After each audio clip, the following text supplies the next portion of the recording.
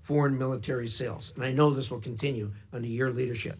Secretary Rubio, as you and President Trump remake the State Department, I hope you'll consider this committee a partner and closely collaborate with us. As you bring the department into the 21st century through thoughtful reforms, I hope to finally see implementation of my Secure Embassies Construction Counterterrorism Act and Mission in a Box Act.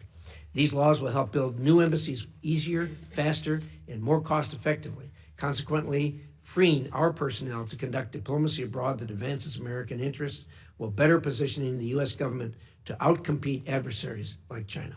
Everyone who sits or has sat on this dais, including you, cares deeply about America's standing in the world. I look forward to hearing your vision for the ongoing State Department reorganization and how it will protect our national security interests. Thank you again for coming today. Again, a warm welcome, Senator Shaheen. Thank you, Mr. Chairman. Secretary Rubio, welcome back. 4 months ago, you sat in that chair and you said that China is, quote, the most potent and dangerous near-peer adversary this nation has ever confronted. You called China an industrial competitor, an economic competitor, a geopolitical competitor, a scientific competitor. I believe you were right. And yet, this administration has eviscerated 6 decades of American foreign policy investments, undercutting our ability to compete with adversaries like China. And Beijing is not just sitting back. As Elon Musk took a chainsaw to USAID and you proposed cutting 83% of foreign assistance programs, China has promised increasing its diplomatic budget by 8.4%. As we move to reduce our diplomatic workforce and discuss closing U.S. embassies, China has more diplomatic missions than any other nation on earth. And as the U.S. canceled PEPFAR, our most successful program fighting HIV/AIDS, China has been happy to replace our global health efforts across Africa and Asia. As this administration distracts from serious national security issues with threats against Panama and Greenland, Xi Jinping has welcomed Brazil's president and other Latin American leaders pledging more than $9 billion in investments. And as the U.S. has shuttered Voice of America and Radio Free Asia and crippled the State Department's ability to counter foreign propaganda, China pours billions into propaganda, spreading lies and eroding trust in the U.S. As this administration imposes tariffs on our closest allies, China is courting them in Europe, in Asia, and in our own hemisphere. Beijing is making the case that they are, and the term they are using is frightening, they are a more reliable partner than the United States. And it's not just our allies. Xi is deep in ties with Putin, shielding the Russian economy from sanctions. Because of that, and because President Trump has given away our leverage, Putin doesn't feel pressure to agree to a ceasefire in Ukraine. And for all the administration's talk, for all Elon Musk's promises, according to reports, DOGE has not saved a dime. CBS News reports that the federal government has spent $200 billion more in its first 100 days than it did last year. And according to the Partnership for Public Service, DOGE's cuts might cost American taxpayers $135 billion this year. This is in addition to the costs to American families and businesses stemming from the president's trade war. I recently met with a New Hampshire company that provides ball bearings to the aerospace industry. They do a lot of their business with defense. Their lead time for steel has gone from 20 weeks to 2.5 years because of the tariffs on steel. We can't support our defense industry with a 2.5-year lead time on steel. According to the Yale Budget Lab, consumers face an overall tariff rate of 17.8%, which is the highest since 1934. That's $2,800 per household each year. And these tariffs amount to the largest tax increase during peacetime in U.S. history. 4 months ago, Mr. Secretary, you said we were going to be safer, stronger, and more prosperous. But whether it's President Trump's deals with the Sinaloa cartel to let cartel members into the United States, or watching masked agents abduct a Tufts college student, I don't feel safer. With Canadians canceling summer trips to New Hampshire and hurting our tourism industry, I don't feel more prosperous. And after traveling to Ukraine and visiting the graves of people who were massacred on the orders of a Russian president this administration has bent over backwards to please, I don't feel more secure. To your credit, Mr. Secretary, your trip and the statement from President Trump that he will be lifting sanctions on Syria was welcome news. And you've worked to restart some programs and grant waivers to others. But contrary to what we've heard, life-saving health and humanitarian aid is still not flowing in any meaningful way. My staff was just in Africa. We have photos of the empty shelves and closed down clinics. We were promised a golden age for America, but instead our disease surveillance programs are down, our counterterrorism programs are in chaos, the ceasefire in Gaza has ended and fighting has begun again, and we have unilaterally disarmed against some of our most dangerous adversaries. You know, one of the things that I'll never forget in the past 4 months is my trip to Ukraine, where we stopped in Poland, which has been one of the most pro-American countries in the world. But because of the cuts and the stop work orders, we met with one civil society leader who was working with Ukrainian refugees. And he said to me, to the Codel, we always looked up to Americans. You are a trusted ally. My trust in America is broken. They were told to remove all the American flags with the halt on assistance to foreign assistance. Removing all the American flags is a sad commentary on the foreign assistance legacy for this administration. American flags coming down around the world. Thank you, Mr. Chairman. Well, thank you, Senator Shaheen, Secretary Rubio. There appears to be a modest disagreement in view of the condition today. It's your turn. Close the gap for us, please. Thank you. It's an honor to be here on behalf of the National Archives, and in addition to... We don't have time for you to list. Okay, well, we'll focus on state today. I appreciate the opportunity to speak to you today. You know, when I came here 4 months ago, I told you that what I wanted was a State Department that was at the heart and soul of American foreign policy, that it was the single biggest driver both of action but also of ideas, and we're well on our way to achieving that. And the way I'll talk about some of the individual things we've accomplished during that time, but first let me explain sort of some of the processes by which we seek to arrive at it. The first is a reorganization of the way the State Department functions. And we have sort of previewed that with the committee and many of the individual members. Obviously, we'll have to we've taken input and are taking input now through the notice process. And then we'll come back to you with a formal congressional notification once. But we are taking a lot of the input, both provided by individual members and your staff, but also from inside the building. But if I could simplify, the goal is this, and that is... Yeah, all right. First.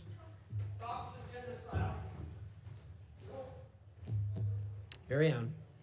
The goal is to drive power and action in our agency to the regional bureaus and to our embassies on everything we do. We want our foreign policy to be holistic. So, for example, we recognize that the set of factors, both in diplomacy and foreign aid in Guatemala or in Trinidad or in Jamaica, are going to look different than they may somewhere in Africa, somewhere in the Indo-Pacific region. And we want those decisions and the influence over those decisions to be made, to be driven to the regional bureaus. And so what we've done is we've taken a lot of the functional bureaus and functional processes and moved them under the purview of the regional bureaus and the career individuals that serve there, and ultimately down to the embassy. One of our first tests, Senator Shaheen, is going to be in Syria. We don't have an embassy in Syria. It's operating out of Turkey. But we need to help them. We want to help that government succeed, because the alternative is full-scale civil war and chaos, which would, of course, destabilize the entire region. And we are going to allow our people on the ground, both our embassy personnel at the Damascus embassy located in Turkey, and for the short period of time, at least, or in the interim, our ambassador in Turkey, to work with local officials there to make determinations about what kind of aid they need. Is it humanitarian? Is it improving law enforcement or governance functions? We think it's going to be the first test of this new model, but I strongly believe that our decisions and the power to drive decisions and the decisions and the inputs that we're taking have to be driven in many cases from the bottom up, not from the top down.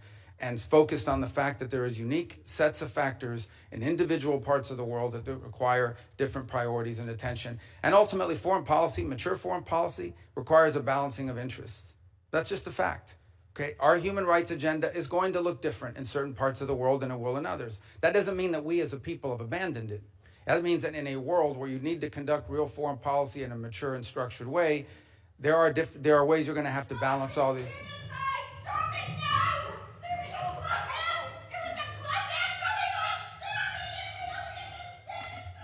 Actually, Senator Rubio, we're making progress. There's protesting in English now. Oh, remember that? Yeah. Remember last time.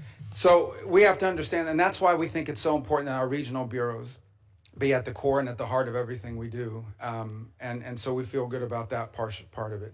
By the same token, I think critical to this are some of the reforms we're trying to make to foreign aid. And I said when I appeared before this committee, everything we do has to make us stronger, safer, or more prosperous. So we've undertaken a review of our foreign aid. And the reality is that there are many of these programs, some are good programs. Some make all the sense in the world, and we wanted to pursue those programs. Go ahead. Some of these programs make all the sense in the world, but frankly, on the priority scale, perhaps other programs were more important. Others, frankly, made no sense at all. We can talk about some of those programs today. We funded things around the world that made absolutely no sense. I will say this, even with the reforms we put in place and what we're suggesting is changes to our foreign aid, we still will provide more foreign aid, more humanitarian support than the next 10 countries combined, than the entire OECD, and far more than China. China doesn't do humanitarian aid. China does predatory lending. That's what Belt and Road Initiative is. That's what all of their aid. They have zero record of doing humanitarian aid in the world. And frankly, they don't know how to do it. They have no interest in doing it. What they're very good at is going into some country, making you a loan, and then holding that debt over your head. And that's what they continue doing. By the way, you have to hire a Chinese company to do it. So I don't agree with this assessment that there's no evidence whatsoever that China has either the capacity or the will to replace the U.S. in humanitarian assistance, in food deliveries, or in developmental assistance for that matter. We provide development assistance. They provide debt traps. And that's a point over and over again around the world that we've made, and we found receptive audiences to it. Now look, anytime you undertake reforms of this magnitude that needed to be made, you're going to have hiccups and you're also going to have controversy. But these reforms had to happen. At USAID, 12 cents of every dollar was reaching the recipient. That means that in order for us to get aid to somebody, we had to spend all this other money supporting this foreign aid industrial complex. We're going to find more efficient ways to deliver aid to people directly, and it's going to be directed by our regional bureaus, and it's going to sponsor programs that make a difference, and it's going to be part of a holistic approach to our foreign policy. And I look forward to engaging with this committee and the appropriators as well, and ensuring that we get to the right place on that. My last point I would make is this is something I am very proud of. I believe, and I'm not besmirching anyone else, but I believe that the approach we have taken at the State Department, and frankly at USAID, but at State Department, to move forward reforms that involved intake from all of our partners, that required input from people within the building. Many of the reforms we've made were driven by people inside the building, many of whom have worked there for 20 or 30 years. And now we are engaged with Congress, both in the House and Senate, in a comment period where we're taking many of your comments and are making changes to our organizational proposals that we look forward to bringing back to you with an official congressional notification. And even after that, there'll be an opportunity to move forward. But the State Department had to change. I'm telling you, it was no longer at the center of American foreign policy. It had often been replaced by the National Security Council or by some other agency of government, when in fact we have these highly talented people, many of whom have served in multiple posts around the world and have a holistic view of how foreign policy needs to be conducted, that were being edged out. Because you know what? When I get a decision memo early on at the State Department and they would hand me these memos, there were 40 boxes on this piece of paper. That means 40 people had to check off, yes, okay, before it even got to me. That's ridiculous. That takes too long. That's why people said, don't use State Department. They take too long and it's too cumbersome. And any one of those little boxes didn't get checked, the memo didn't move up the chain. That can't continue. We can't move at that pace in this world.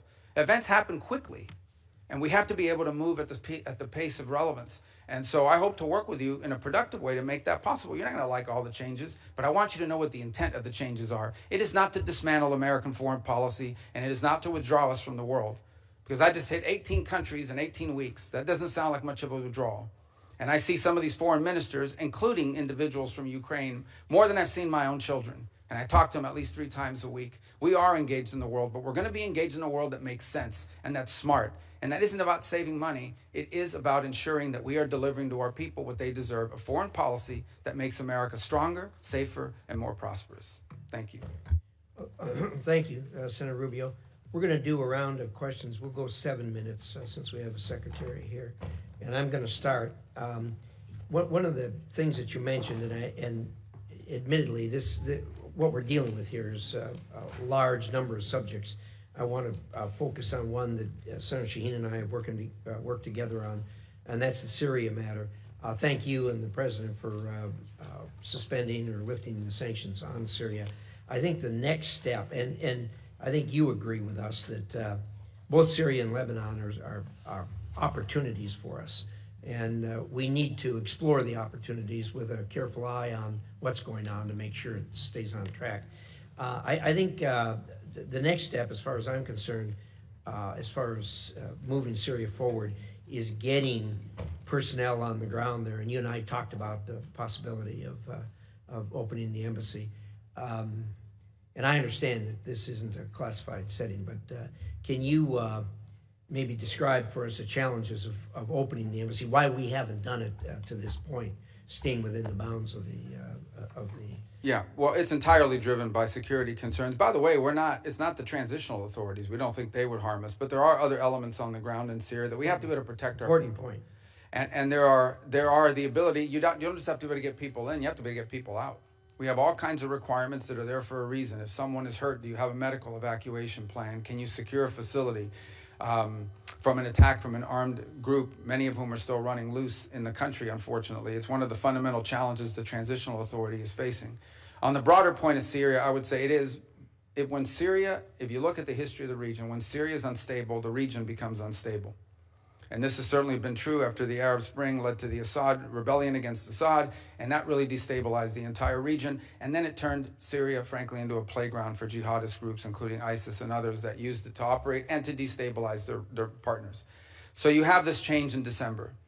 And my view, which I've discussed with many of you individually, is the bad news is that the transitional authority figures, they didn't pass their background check with the FBI, okay? They've got a tough history and one that we understand. But on the flip side of it is, if we engage them, it may work out, it may not work out. If we did not engage them, it was guaranteed to not work out. In fact, it is our assessment that, frankly, the transitional authority, given the challenges they're facing, are maybe weeks, not many months, away from potential collapse and a full-scale civil war of epic proportions, basically the country splitting up. The good news is that there is a Syrian national identity. It is one of the places in the Middle East where Alawis and Druze and Christians and Sunni and Shia have lived and Kurds have lived alongside each other underneath the banner of a Syrian identity until it was broken by a butcher, Assad, who pitted them against each other. So they face a number of challenges. The first is they are dealing with deep internal distrust in that country because Assad deliberately pitted these groups against each other. He claimed to be the protector of the Alawis and the Christians and pitted them against the Druze or whoever else he wanted to, and the result is a deep level of distrust. The second is the displacement, upwards of 6, 7, 8 million Syrians living abroad. Very successful, by the way, in the countries they go to. But we need to figure out how we can enable the transitional authority to create an environment where they come back home, where they can come back to their homes, where they can help rebuild their economy. But what prompted the president to move quickly on sanctions? Because we had a plan. We engaged with the foreign minister at the UN here in New York. We gave them a visa to come into the country. We allowed their finance minister to come to World Bank meetings here in Washington, D.C. The next step was I was going to meet with the foreign minister, and some of you may have met with him already at Munich, but I was going to meet with him in Turkey at the NATO gathering.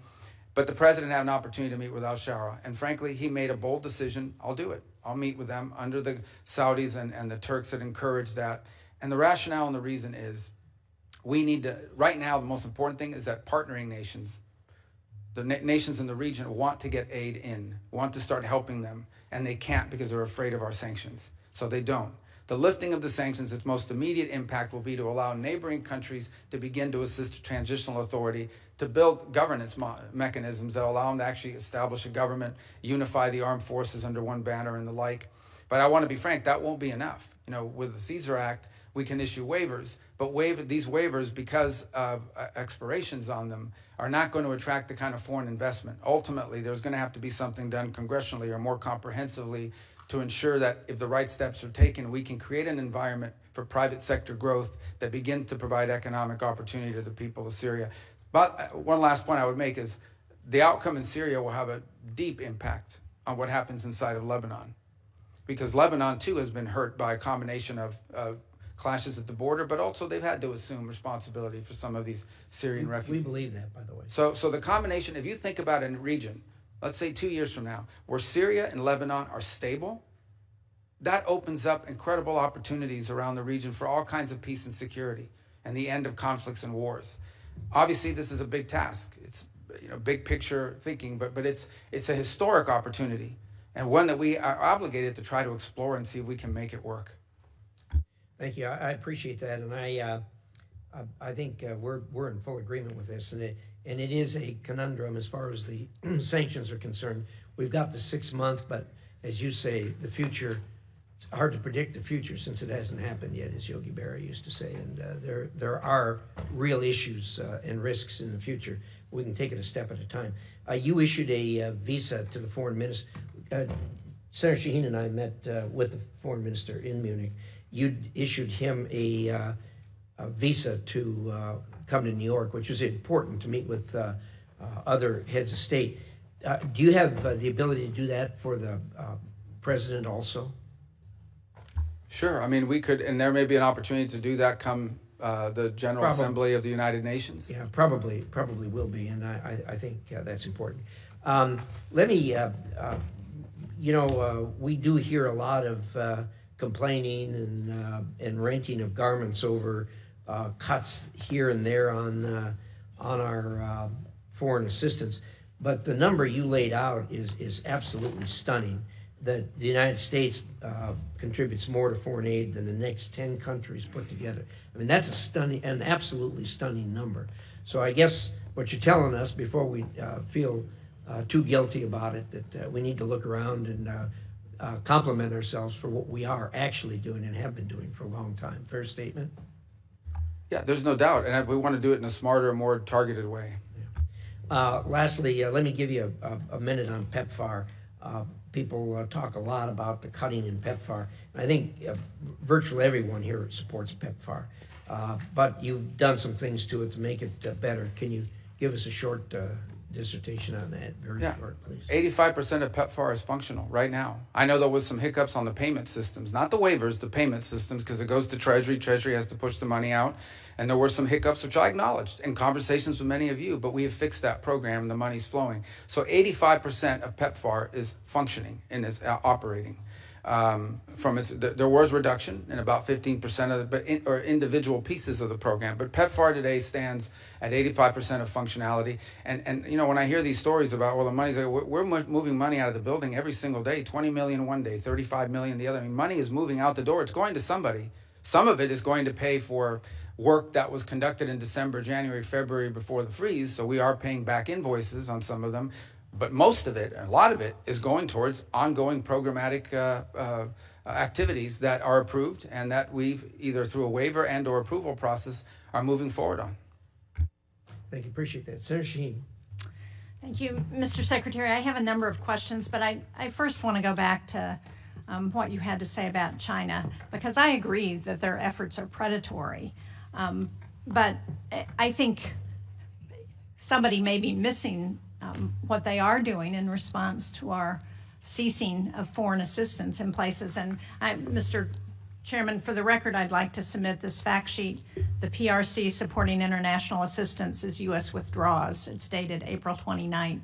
And just to give you a few examples, earlier this month, General Michael Langley, who's the commander of U.S. Africa Command, I sit on the Armed Services Committee, and when we asked him about the end to specific USAID programs, he stated that the PRC is trying to replicate, in quotes, specific USAID programs in Africa that the Trump administration cut, including PEPFAR.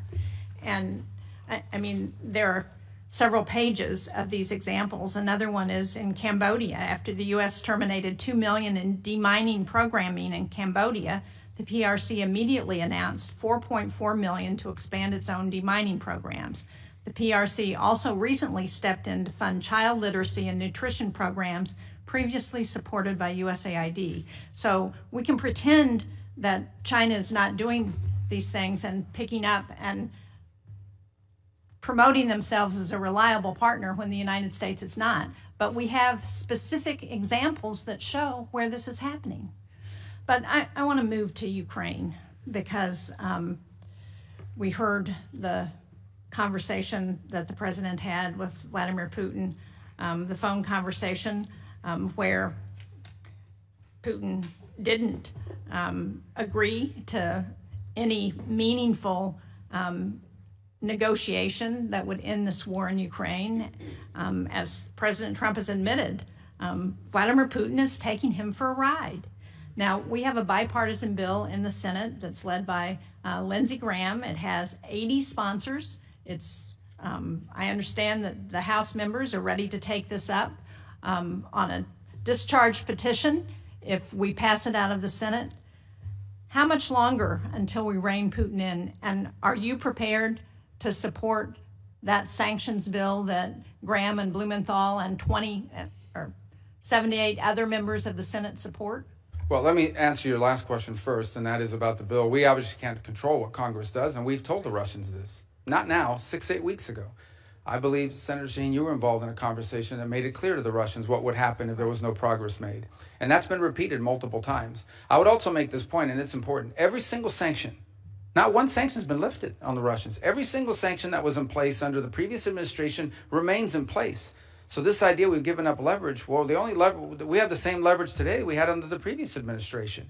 Well, now, Mr. Secretary, I would argue that the leverage that we've given up is taking NATO membership off the table, taking away a commitment to continue to help the Ukrainians with intelligence sharing and with military equipment and arms that they need to help fight this war. Well, that continues. There was a pause for 1 week. All of that was restarted. That was intelligence sharing, though, but it doesn't cover the equipment and arms. Oh, absolutely. That program has not been rescinded. They continue to receive armaments from the United States. To fund what the Ukrainians need as the president, and are you prepared to pass another supplemental bill to support them? Well, that's a different decision. That's a different question. That's not up for me to decide. The White House would have to make a determination about whether to come to Congress for a supplemental. But everything that's been approved and congressionally appropriated is ongoing. In fact, to the extent that the Ukrainians have asked for anything additional, what they've asked for is air defenses, Patriot units, which frankly we don't have. But we are working closely with our NATO allies. There are NATO allies that do have some batteries of Patriot missiles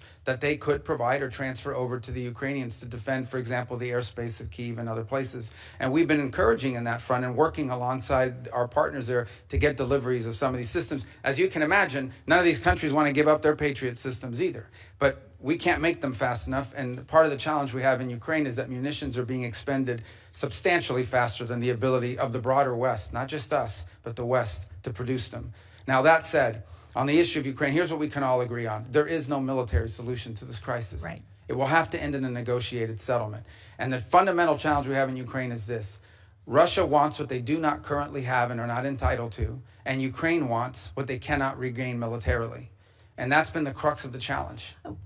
I don't disagree with that at one level, but on the other hand, what Vladimir Putin is doing now is playing for time, and he's playing this president like a fiddle. And the longer he plays it, the more opportunity he has to gain territory in Ukraine, and the harder it's going to be to get him to the table. But what we need to do is to put pressure on Vladimir Putin in every way we can to ensure that we can get them to the negotiating table. Well, I disagree with this playing with a fiddle analogy, because the truth of the matter is when Vladimir Putin woke up this morning, he had the same set of sanctions on him that he's always had since the beginning of this conflict, and Ukraine was still getting armaments and shipments from us and from our allies, and the European Union is about to impose additional sanctions, and the U.S. is looking for no Patriot batteries to be able to transfer from other NATO nations into Ukrainian hands. And what the president's trying to do is end a war. He's trying to end a bloody, costly war that neither side can win, and people are dying every single day. But, and so, but this notion that I don't, what has Putin gained throughout this? He hasn't gotten a single concession. He hasn't gotten a single sanction lifted. And the more time he gets without additional pressure on Russia, the more incentive he's got to continue to gain territory and continue to play for time. But I want to just get to a final question because my time is running out. And that is, I recently wrote a letter to you about the issuance of executive orders on thousands of Afghan allies. These are people who fought alongside our military during the war in Afghanistan. They've been stranded in Qatar and Albania and Pakistan and Afghanistan. These are individuals who have been vetted already. They're ready to travel to the United States. And the question I have is this administration going to allow them to come to the United States as it promised? Because unless we're willing to keep our commitments to those people who were willing to fight and die alongside of us, then how can we ever ask people to do that again?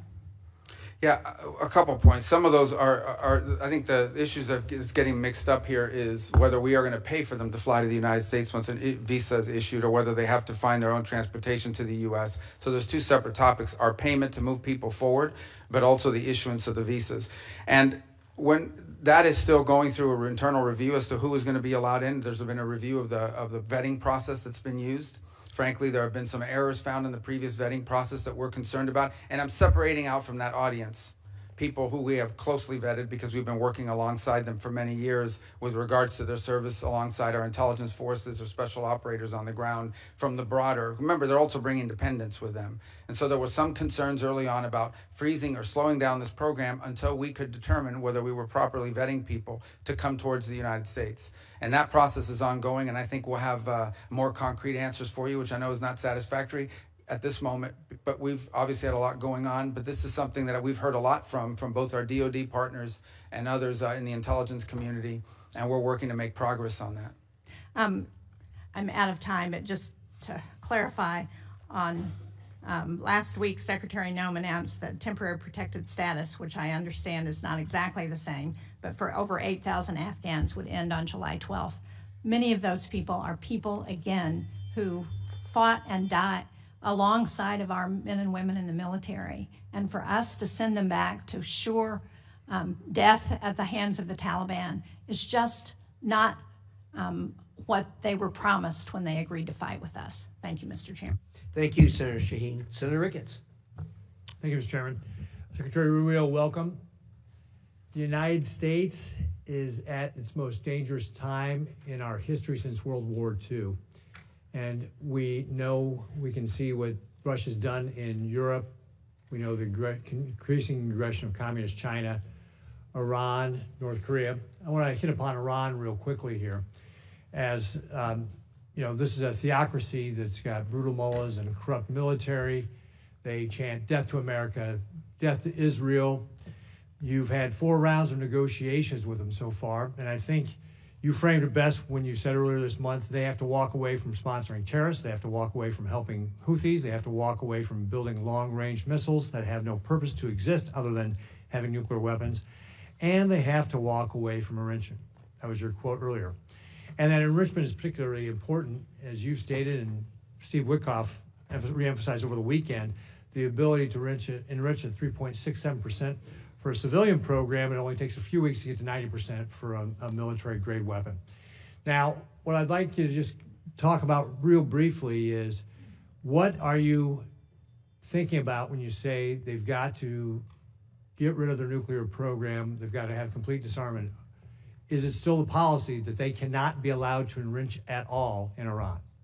Thank you. Well, obviously, these are ongoing, I hope to be ongoing negotiations, because the alternative would be far worse, in my view, but maybe necessary. But we hope that we can reach an agreement with Iran. So here's the baseline that I've described to everybody on it.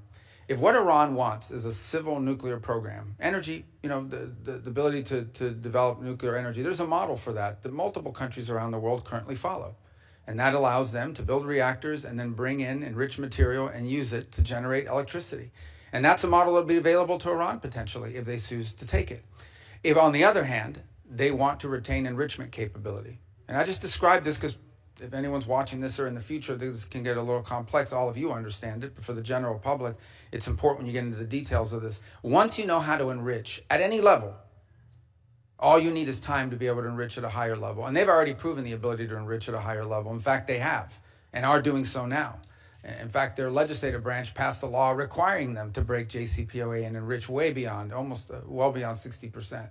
So you're absolutely right. About 90% of the work of enrichment is getting to that 3.67 level. After that, the rest of it is just a matter of time, not to mention what the gap is from the 20% for medical isotopes, which is the other thing they insist upon. So the Iranian position is that they don't just want energy. They claim that enrichment is a matter of national pride. It is our view that they want enrichment as a deterrent. They believe that it makes them a threshold nuclear power and as a result becomes untouchable. And that is the crux of the situation we're facing right now. And there are other actors, and I won't go much deeper into it, but there are other nation states in the region that are also range from uncomfortable all the way to view as an existential threat the belief that Iran could ever be in a position of maintaining its enrichment capability in the long term that could quickly be weaponized. So that is the basis upon which we are negotiating with the Iranians. Our hope is that we can encourage them to show them a path towards prosperity and peace that allow them to develop their economy, that allow them, if they want, to have a civil nuclear energy program like other countries around the world have without enrichment. And it's our hope we can encourage them in that direction. The president has been very clear, and I won't elaborate any further, that they are never going to get a nuclear weapon. That is not going to happen. But I much prefer, and I would venture to guess all of you would much prefer, if we could reach an arrangement where they agree to this off-ramp, to this pathway towards prosperity and peace, as opposed to the road they have been on for the last 20 years. And it will not be easy, but that's the process we're engaged in now. Right, thanks. So let's go to communist China, because they're the greatest existential threat that we face as a nation. We both agreed last time you were before this committee that we need an all-of-government, not just an all-government, but we also need an all-of-society approach on how we face communist China. This was illustrated in a recent tabletop exercise that I did with Sarah Coons and others in them, talking about contingency where Beijing tries to do an energy quarantine on Taiwan to force them to capitulate. And obviously unlocking Americans' energy is one of the ways that we can help counter this with LNG and biofuels, some of our strongest tools to be able to help our allies and partners. Cutting red tape, unleashing American energy in the private sector, we're positioned to be an energy supplier here of choice. But we need the infrastructure in place, and that includes having a West Coast LNG terminal. Can you talk a little bit about what you're thinking about when it comes to this type of contingency with regard to an energy quarantine in Taiwan and how the administration would approach that? Well, first of all, it would be devastating. The U.S., as you know, has agreements in place and assurances it's made on maintaining the status quo in that region, and those will remain viable without trying to be alarmist here. We know what those are, and we hope that never happens. But I think the broader issue that you touch upon, which I don't think is widely understood, again, members of the committee who follows this closely understand it, but more broadly, is the dangerous imbalance that has developed between China and the rest of the world on a number of fronts. The first is on access to rare earth minerals, which they have secured access rights all over the world on virtually every continent. They are predominant and or leading in their access. And it's one of the points of frustration that I have. You go to a country and you see how much money we've given in humanitarian aid, but when it comes to rare earth mineral rights and exploited, rights to natural resources, it's all on the Chinese side. So where's the connection between the aid we give to help countries survive and the fact that the Chinese are going in and somehow from these governments, bribery or otherwise, getting a hold of all these rare earth minerals and leases and contracts all over the place, not just in Africa, in Latin America, all over the place. The second is processing. They process all these rare earth elements. So we are literally, if they decide one day we're going to cut the world off, and they've threatened to do so to some extent with these trade negotiations, you won't be able to build an engine in this country. You won't be able to build a rocket or any of the things that we use in daily life. This is a very dangerous situation that's developed that has to be addressed as well. A lot of it will require domestic changes in our own country and building up our own domestic capabilities, for example, to refine rare earth minerals and to process, but also just to make things. Pharmaceuticals, another dangerous imbalance. We were, all this talk about them getting close to the Europeans, they're dumping on the European market. They're dumping electric cars. They're dumping all kinds of products because they're overproducing. They don't consume. So they dump all these products onto the European marketplace. But you know what the Europeans are very concerned about? The Italians in particular. They used to lead the world in pharmaceuticals, at least in the precursors and the key elements and the basic ingredients. Now the Chinese dominate 80-something% of that industry. They could cut off our medicine. So I think when you talk about energy, I could apply that to a host of critical industries in the 21st century. If we don't address that imbalance, which is what we're hoping to do with some of the trade proposals, but also domestic matters that the administration is taking on, we're going to be in real tough shape here very soon if we're not already. Thank you very much, Mr. Secretary. I see my time is up, but I look forward to continuing to talk with you about how we can create this all-of-society strategy to be able to fight back against Communist China, because you just laid out a lot of the things that we're at risk at, and we have to have a way to be able to push back on them so that they don't decide to try to take Taiwan by force or try to do an energy quarantine, which could lead to a war which would be devastating for everybody. Thank you, Mr. Chairman. Thank you. A sobering analysis of where we are on the supply chain. Senator Coons. Thank you, Mr. Chairman, Ranking Member. Thank you, Secretary Rubio. Look forward to 2 sessions together today. This afternoon, you'll be in front of the Appropriations Subcommittee. And I think there's going to be some themes across both of these. First, I think we all agree that China poses our single greatest geopolitical threat, and that we have no choice but to deter China across the board and to outcompete China. Senator Ricketts and I just traveled to the Philippines and Taiwan and saw directly the challenges that we face there and regionally. And you've recently had some significant successes: the DRC, Rwanda, peace transition, the avoidance of escalation in India and Pakistan, the opening towards Syria. But I also frankly think that there's been a real lack of coordination and some serious harm to our standing in the world with some of the countries that we have worked most closely with over decades.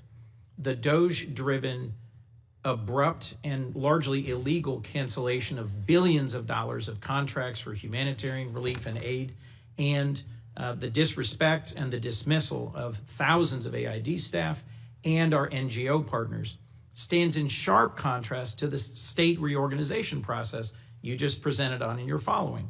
You've submitted plans and proposals. We're having a conversation. You're going to send a congressional notification. We're going to have a hearing. That's the way that the reforming of USAID could have and should have happened. And so I just at the outset had to say, as someone who spent 15 years traveling the world, visiting both our partners and allies, looking at independent or semi-independent agencies like the MCC and the DFC and their role, and visiting NGO partners and the USAID, I reject the broad characterization of them by Elon Musk and DOGE as criminals who were wasting taxpayer money. You've heard across all of us support for PEPFAR, concern about humanitarian relief, and the vision that this is a key strategic asset for us.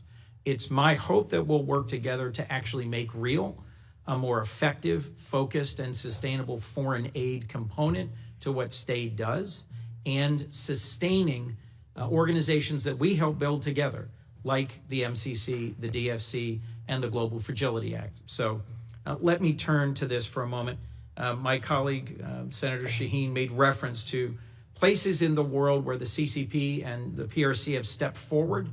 I agree, they're never going to deliver humanitarian aid the way we used to, and with the breadth, depth, and effectiveness that we have. But I also think they're taking advantage of the opening to say that we're not reliable, that our decades-long partnerships can't be sustained and extended, and to question our motivations. So I think we need to step out quickly to avoid creating a big hole in our credibility globally. Let me just start on a few questions with Ukraine. The previous administration worked closely with our partners and allies in Europe on sanctions to tighten them, to close loopholes, to extend designations. Are you continuing to do that? Work with our allies? To tighten the sanctions? Yeah, so, well, first of all, the Europeans have their own set of sanctions, and we've coordinated with them very closely. In fact, the president had a call with at least 6 leaders from Europe yesterday. I had meetings with what we call the Quint, that include Italy, Italy, France, the UK, the Germans, the French. So we are in constant contact with them on the work that they're doing. And they're proceeding along their own route. And in fact, in our conversations in the past with the Russians, we made clear to them that the Europeans and ultimately will have to be at the table because they have their own set of sanctions that they're imposing. So the answer to your question is we have worked very closely with them. The president understands fully the options he has available to him, some of which are represented in the bill before the Senate. In the bill before the Senate that Senator Graham and others have led and that I co-sponsor, I think we have an opportunity to put more pressure on Russia and to push Putin to get to the table and to agree to a just and enduring peace. Do you support that sanctions bill? And do you think we should continue to arm Ukraine and to strengthen the sanctions against Ukraine in order to create the conditions for a real negotiation? Yeah, look, it may come to that point. If in fact it is clear that the Russians are not interested in a peace deal and they just want to keep fighting a war, it may very well come to that point. The president has made that in the past. Our belief, the president's belief, is he believes that right now if you start threatening sanctions, the Russians will stop talking. And there's value in us being able to talk to them and drive them to get to the table. We'll see. Look, they have to do this. No one's claiming that this is a guarantee. President Zelensky reversed himself, showed up, was ready and willing to negotiate. And Putin, I think, my view, continues to play for time. Well, so I hope that we can work together to put more pressure on Putin to get to the table and to resolve this. The other thing that I see clearly, and I think many of my colleagues do, is that what happens in Ukraine sets the table for what happens in the Indo-Pacific. That there's an increasing coordination between the Russians, the Iranians, the DPRK, and the PRC. Do you see that as well, Mr. Secretary? Well, we remind our European allies every day that were it not for China, Russia would not be able to sustain this. And they're fully aware of that. And obviously, we all understand the presence of the North Koreans and the Iranian role in this as well. But by the same token, I would say there's a flip side to that, and that is every minute we spend, every dollar we spend on this conflict in Europe is distracting both our focus and our resources away from a potential for a much more serious, much more cataclysmic confrontation in the Indo-Pacific. So the answer is yes, they are related, but they're related both ways. They're related on the one hand by the precedent that it could set, but they're also related by the fact that every minute that we spend on this conflict that cannot be won by military means, every resource that's expended into it is money and time that's not being spent on preventing a much more serious confrontation from a global perspective in the Indo-Pacific. You made the point earlier that, in your view, we did not coordinate well enough between countries where we for decades had done humanitarian aid, disaster relief, public health work, and countries that ally with China in terms of resource mining and processing. One of the countries we visited was the Philippines. The Philippines is the most disaster-prone country on Earth. They have more typhoons, volcanoes, earthquakes than anywhere else, and they are a treaty ally of the United States. Yet we abruptly canceled a whole series of programs that provided disaster assistance, development assistance, and humanitarian aid. My hope is that we will work together to follow an appropriate and legal process to reform foreign aid and to align it with our values and priorities. I've long seen the MCC and the DFC as critical components in pushing back on what you correctly perceive as the PRC's extractive engagement with much of their region. What do you see as the future for organizations like the MCC and the DFC? And when we next speak this afternoon, I'll be pressing you on the America First Opportunity Fund and understanding how this nearly $3 billion Agile fund will fit into the picture for the future of aid. Yeah, on DFC, we don't control those two entities. They're independent. They're both undergoing a review. DFC, I think, has the opportunity to potentially even expand. That's not a commitment, but I'm telling you there's talk about that. On Millennium Challenge, I think that I saw some reporting out there that it was being imploded. My understanding is the way it's being approached is that it's being reformed but not done away with. It was actually created as an alternative to the way we did aid with USAID. And so there's work happening on both of them. So my personal view on DFC is I think DFC has an opportunity to perhaps do more. And it's the sort of investment we want to make around the world in the way it's structured. And on Millennium Challenge, it's undergoing a review right now, but the review is designed to improve it, not to eliminate it. Well, we should talk more directly about that. I'm concerned that what's happened in other agencies is happening there. The overwhelming majority of the headquarters staff being suspended or fired, and then compacts eliminated more quickly than it's being reformed. Same thing with global communications through USAGM, Radio Free Europe, Radio Free Asia. I'm concerned that we are conceding spaces to the PRC when we should be working together on a shared objective, which is to deter and compete successfully with the PRC. Thank you. Senator Curtis. Thank you, Mr. Chairman. Mr. Secretary, as you talked about visiting 18 countries and not being with your kids, I had a pain of guilt with you being here today, but thank you for making this a priority and being with us today. This might surprise some of my colleagues and maybe even you, but for the last several years, I've led a Republican delegation over to the Conference of the Parties, COP. And I believe that a Republican voice is really important at that table. I would point to issues, for instance, like nuclear. When I first started attending COP, nuclear was out of power, and we were shouting from the housetops that we had to have nuclear power. And I think that's shown the influence of a Republican voice over there.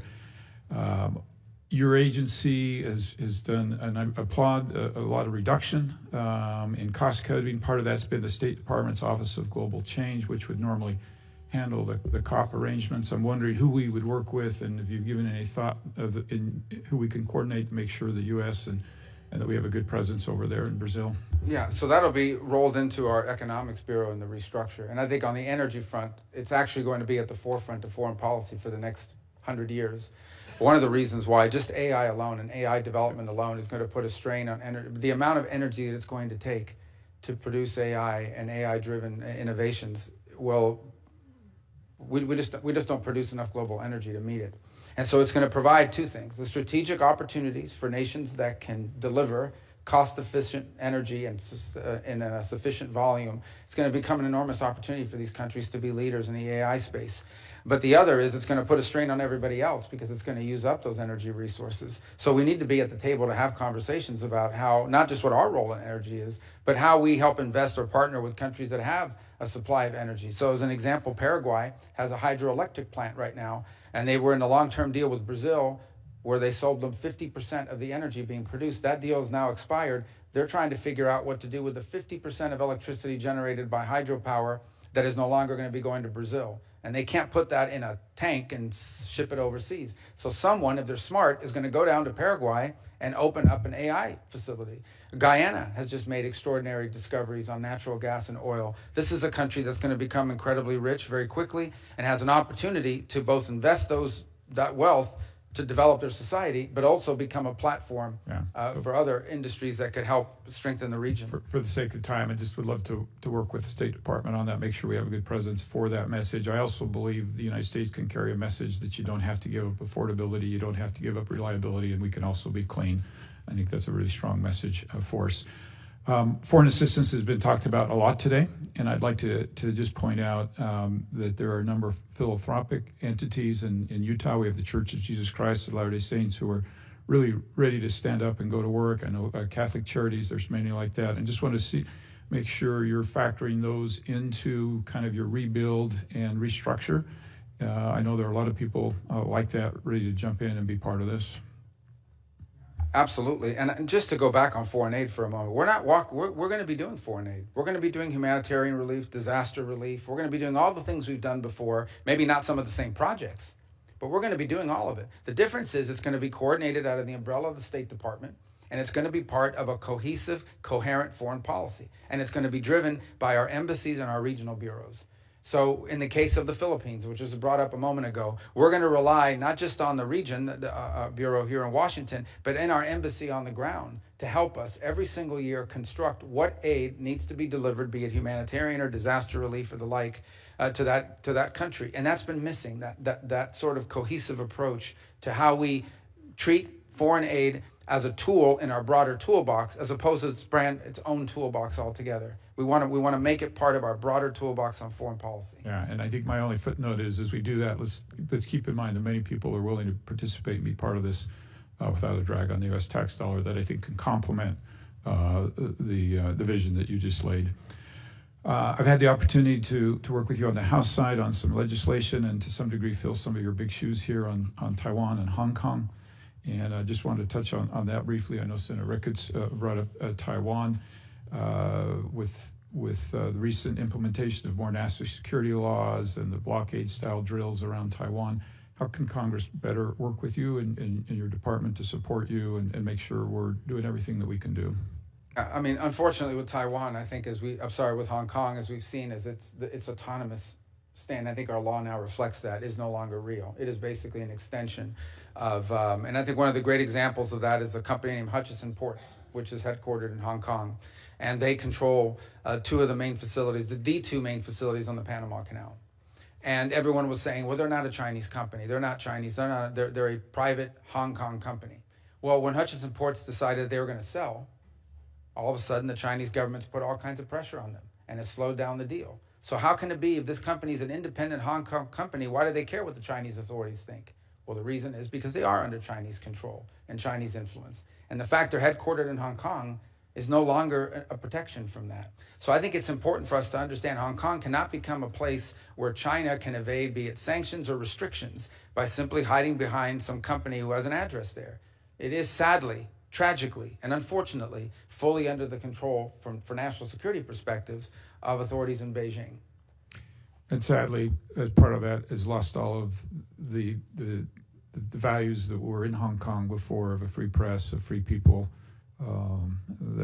That went with that as well. Yeah, those are incompatible with authoritarian rule. Good. Thank you. Thank you for being here today, Mr. Chairman. I yield. Thank you, Senator Curtis. Senator Murphy. Thank you very much, Mr. Chairman. Thank you, Mr. Secretary, for being here. Before I ask my questions, I just ask that after this hearing, you go back and reconsider a claim that you made in your opening statement. It would certainly shock Americans to hear that only 12% of our foreign aid reaches recipients, needy recipients on the ground, the people who need the help. That is not actually an accurate number. That is the amount of our aid that goes directly to local groups on the ground. But as you know, most of our aid runs through bigger international organizations like Save the Children. Those entities are getting somewhere around 80–85% of the aid we give them directly to recipients on the ground. And so I think what you've done to shutter USAID is illegal, but I also think it's bad policy. And I do think it's important for us to all be operating with the same set of facts. And the fact is not that only 12% of taxpayer dollars are ending up in the hands of the people who really need it on the ground. Mr. Secretary, I wanted to talk to you about the president's personal business interests. During his first term, he made the decision to not enter into any new business deals during his presidency, that Trump-affiliated businesses would not enter into any foreign business arrangements. And that made sense because obviously it can be confusing for foreign governments to know how to try to win favor with the U.S. government if they have one route, making concessions that are good for U.S. national security, and they also have another route, which is perhaps helping the president's business interests. The president obviously changed that policy, and in this administration, his business interests are announcing new agreements and new investments into those business interests by foreign governments. And I think it stands to reason that creates a real problem for foreign policy, and it creates a problem for foreign governments in which they don't exactly know what the best way is to try to get on good terms with the U.S. government and with the White House. Is it to do what's right for American national security, or might it also be to do a business deal with the President of the United States or the entities that he controls?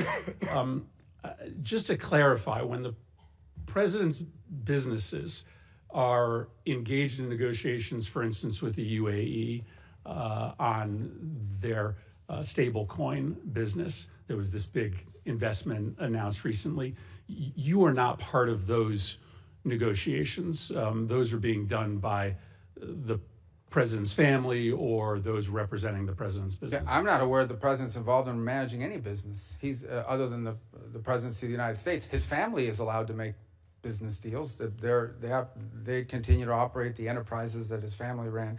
I also don't accept the notion that these deals, that, for example, in Saudi Arabia or the UAE or Qatar, had anything to do with the president. For example, the Qatar bought $200 billion worth of airplanes from Boeing. The president's not as far as I know, not a shareholder, certainly doesn't own Boeing. So the overwhelming, if you look at the deals that were structured, they were involved in investments in the United States. That's the deals he signed, and or investments in, for example, the UAE or Saudi Arabia involving artificial intelligence. UAE did announce a massive investment in World Liberty Financial, and World Liberty Financial is controlled by the president. And the president does actively engage in these businesses. He uses his social media to market the businesses that are being run by his family. I mean, just go on to his social media feed and you will see him marketing his meme coins. So that is the president of the United States. That is not his son's doing. But that, just to be clear, that was not part of this.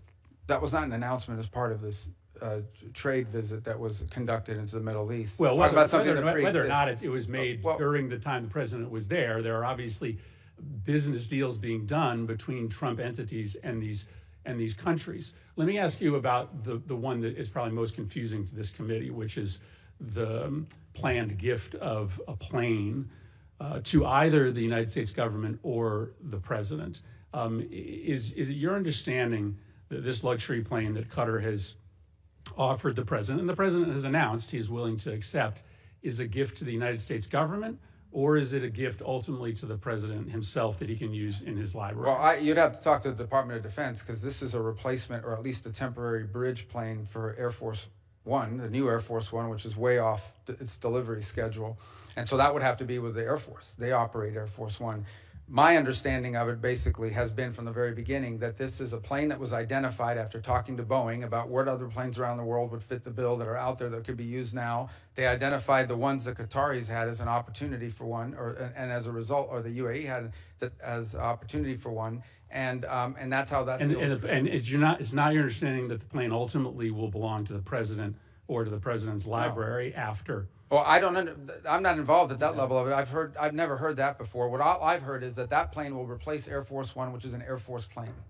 Let me ask you about the dinner that's happening this Thursday night.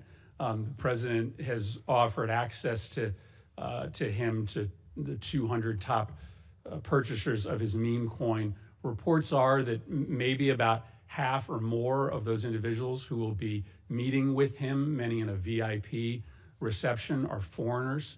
Do you have a list of those foreign individuals who will be meeting with the president? I don't.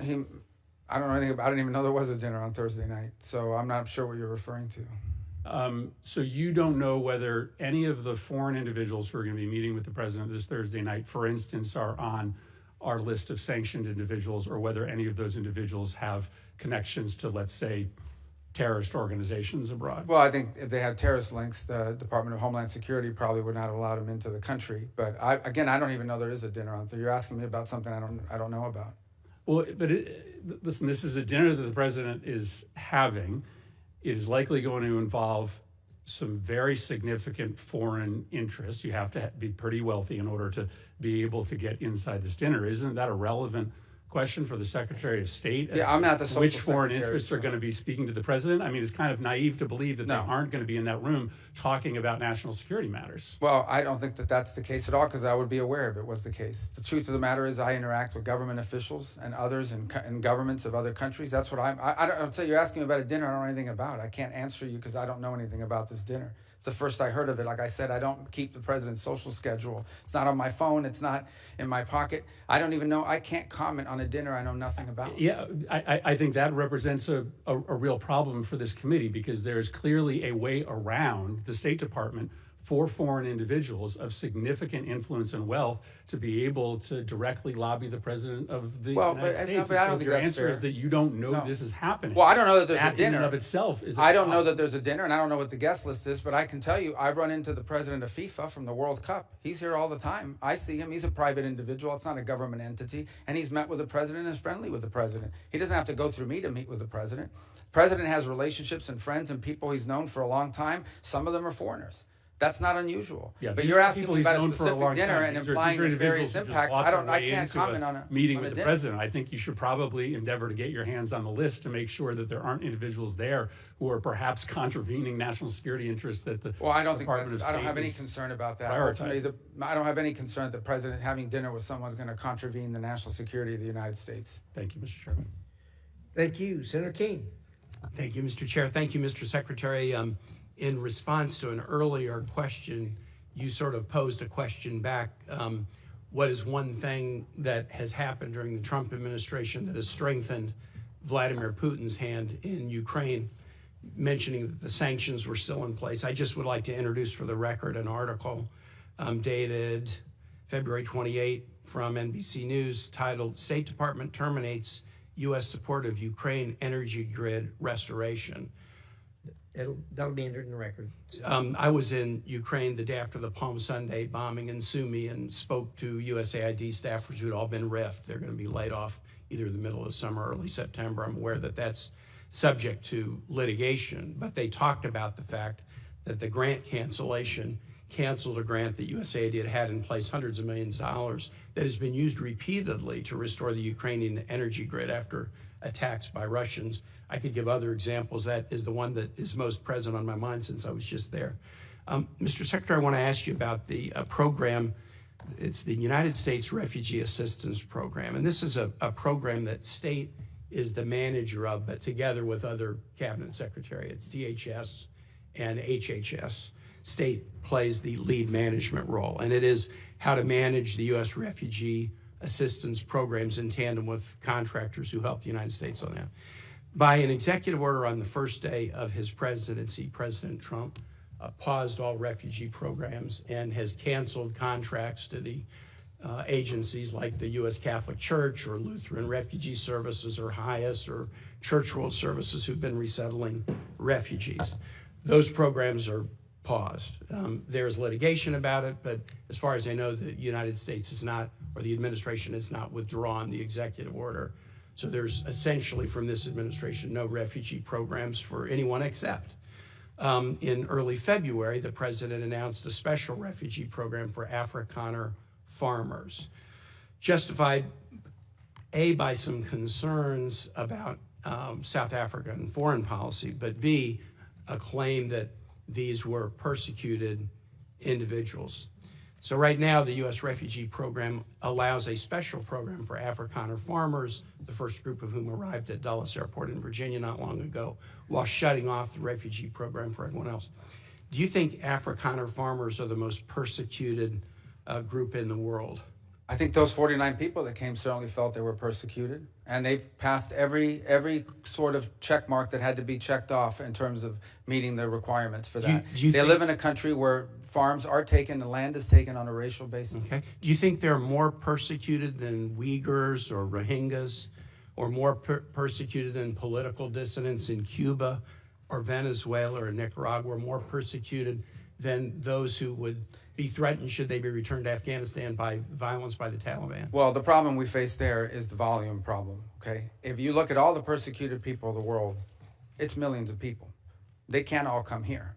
And we had refugee programs. So why prioritize Afrikaner farmers? Well, because it's a small subset, it's a new issue, and the president identified it as a problem and wanted to use it as an example. But that's different from having these refugee programs that were basically spending money to put people up in communities and accommodate them, and it was acting as a magnet. Millions of people enter this country illegally, and today the border is sealed. Let me challenge you, and I'm just going to say for the public, if you want to understand about the, quote, persecution of Afrikaner farmers, go look at the composition of the South African government. Since July of 2024, there's a government of national unity, and the opposition party to the ANC, the Afrikaner Party, the Democracy Alliance, is part of the governing coalition.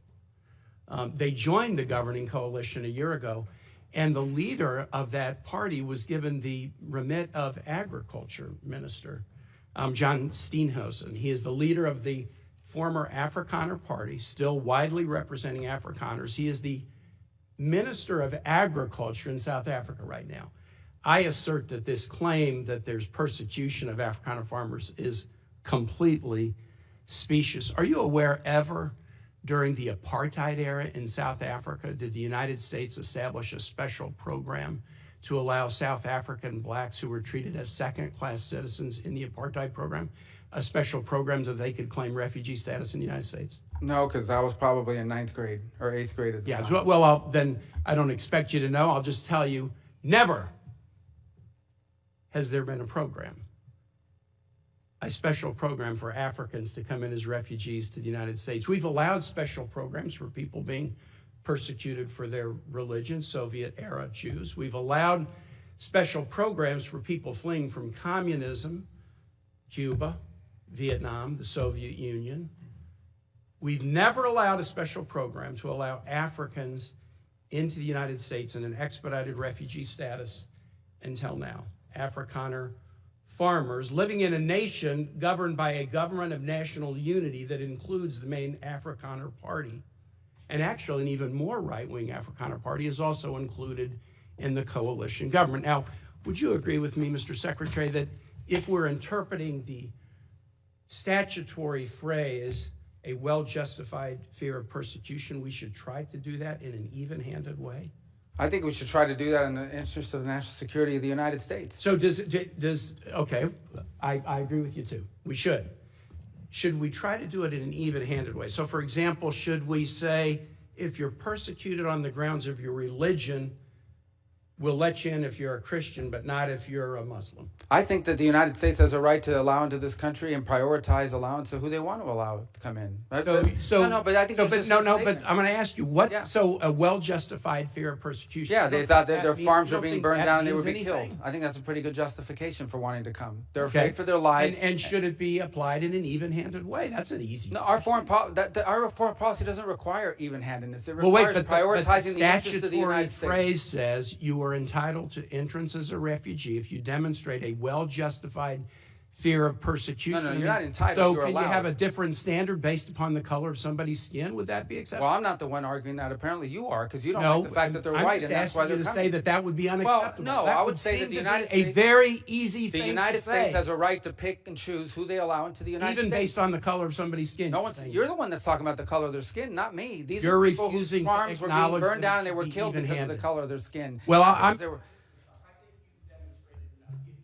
Well, you've demonstrated enough because you think anyone should be allowed into this country for any reason because they met a certain Who has criteria. said that? We are going to prioritize people that come into our country on the basis of what's in the interest of this country. That's a small number of people that are coming. But in you that said particular case. this weekend that But there in would other be more. cases, it's harder to vet. In other cases, it's more difficult. And by the way, the United States admits people every year. 1 million people come to this country every year legally. 1 million And people now a year come to this there country is one legally. group No of other people country that in the have world an is nearly as easy generous. pass into this country. For the first time, this administration has said Afrikaners get an easy pass and refugee programs for the remainder of the world are shut off. And you can't say to the American public that we should apply this statute in an even-handed way. No, I I'm think it shocked should be at that, applied in a and I way. yield No, well, you back. shouldn't be shocked. It should be applied in the national interest of the United States. Our immigration policy should be based on the national interest of the United States. Period. End of story. If there is a subset of people that are easier to vet, who we have a better understanding of who they are and what they're going to do when they come here, they're going to receive preference, no doubt about it. There are a lot of sad stories around the world, millions and millions of people around the world. It's heartbreaking. We cannot assume millions and millions of people around the world. No country can. So you have to have a process of deciding who do you prioritize, who do you allow in. We do it all the time. We do it in our immigration system now under our current laws. Unfortunately, it's primarily based on family connection and not on what they're going to contribute to the society from a merit standpoint. That should be changed, but that'll require statutory changes. But the bottom line is this notion that somehow we have to accept anyone who wants to come to the United States is absurd. No country in the world has an immigration policy like that. And no one is arguing that we should. I yield back, Mr. Chair. Thank you very much. Senator Daines. Secretary Rubio, it's great to see you here today. Very proud of what you're doing in your role. Grateful to call you a friend and to watch what you're doing now around the world with working on the president's agenda. Secretary Rubio, I want to talk about energy for a moment. Our allies in Europe are waking up to the security and economic threats posed by their reliance on Russian energy. Despite some progress, many of our European partners still are hesitant to diversify their energy portfolio, energy sources, and ensure they can literally keep the lights on. This recent nationwide power outage in Spain provided a timely reminder that intermittent source of energy cannot replace reliable baseload power that comes from fossil fuels or other steady sources. So despite their acknowledgement of this threat, Europe is still making it very difficult for energy companies to do business on the continent.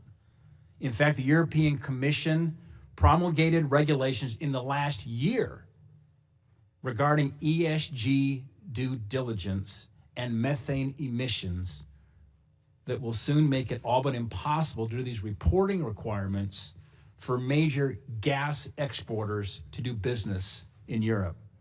Secretary Rubio, how can you work with our partners in Europe to build a more reasonable, broader, more diverse energy trade and regulatory framework that allows companies to deliver power that Europe so badly needs? Well, obviously, when you talk about the European Union and these individual countries, they have a degree of sovereignty. They'll have to make these decisions. We can certainly, in our conversations with them, remind them of the vulnerability of their energy grid.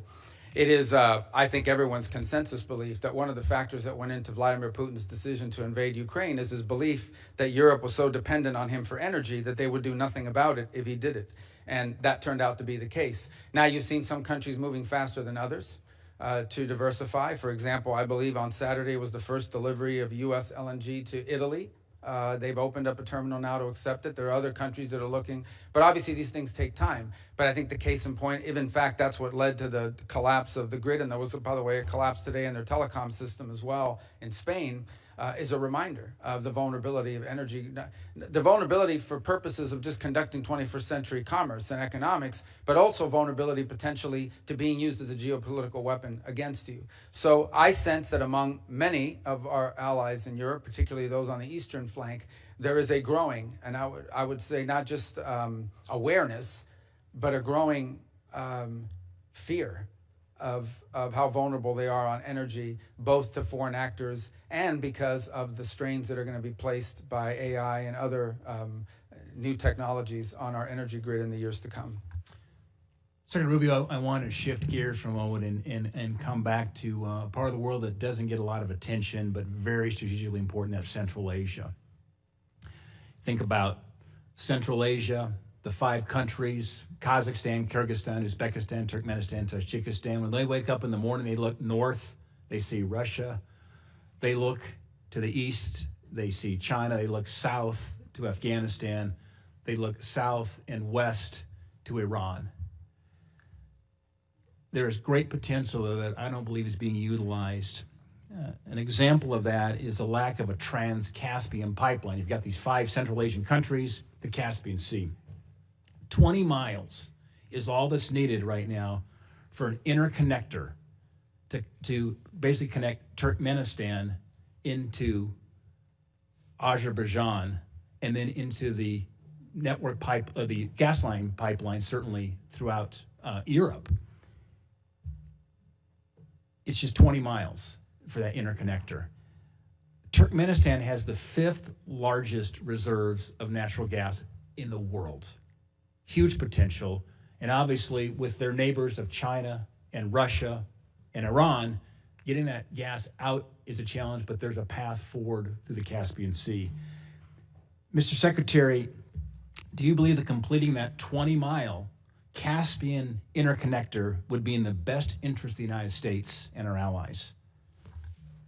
I think the answer is yes. That's what you're certainly saying. I mean, it sounds to me that way from what you've described. I can't say I'm an expert on those 20 miles, but I could certainly see from your argument, the way you put it forward, that it makes all the sense in the world. And it reminds me, once again, of why we want so much of our foreign policy to be driven at the regional and embassy level. Those are exactly the kinds of opportunities that in a different context, where how we were conducting energy policy would be lost. Those are exactly the kind of opportunities that would be driven from the bottom up. Ideally, we would have embassies and we would have individuals in the bureaus that would identify these operations, and within that bureau be able to operationalize it by conducting energy diplomacy. Potentially, are there American companies or allied companies?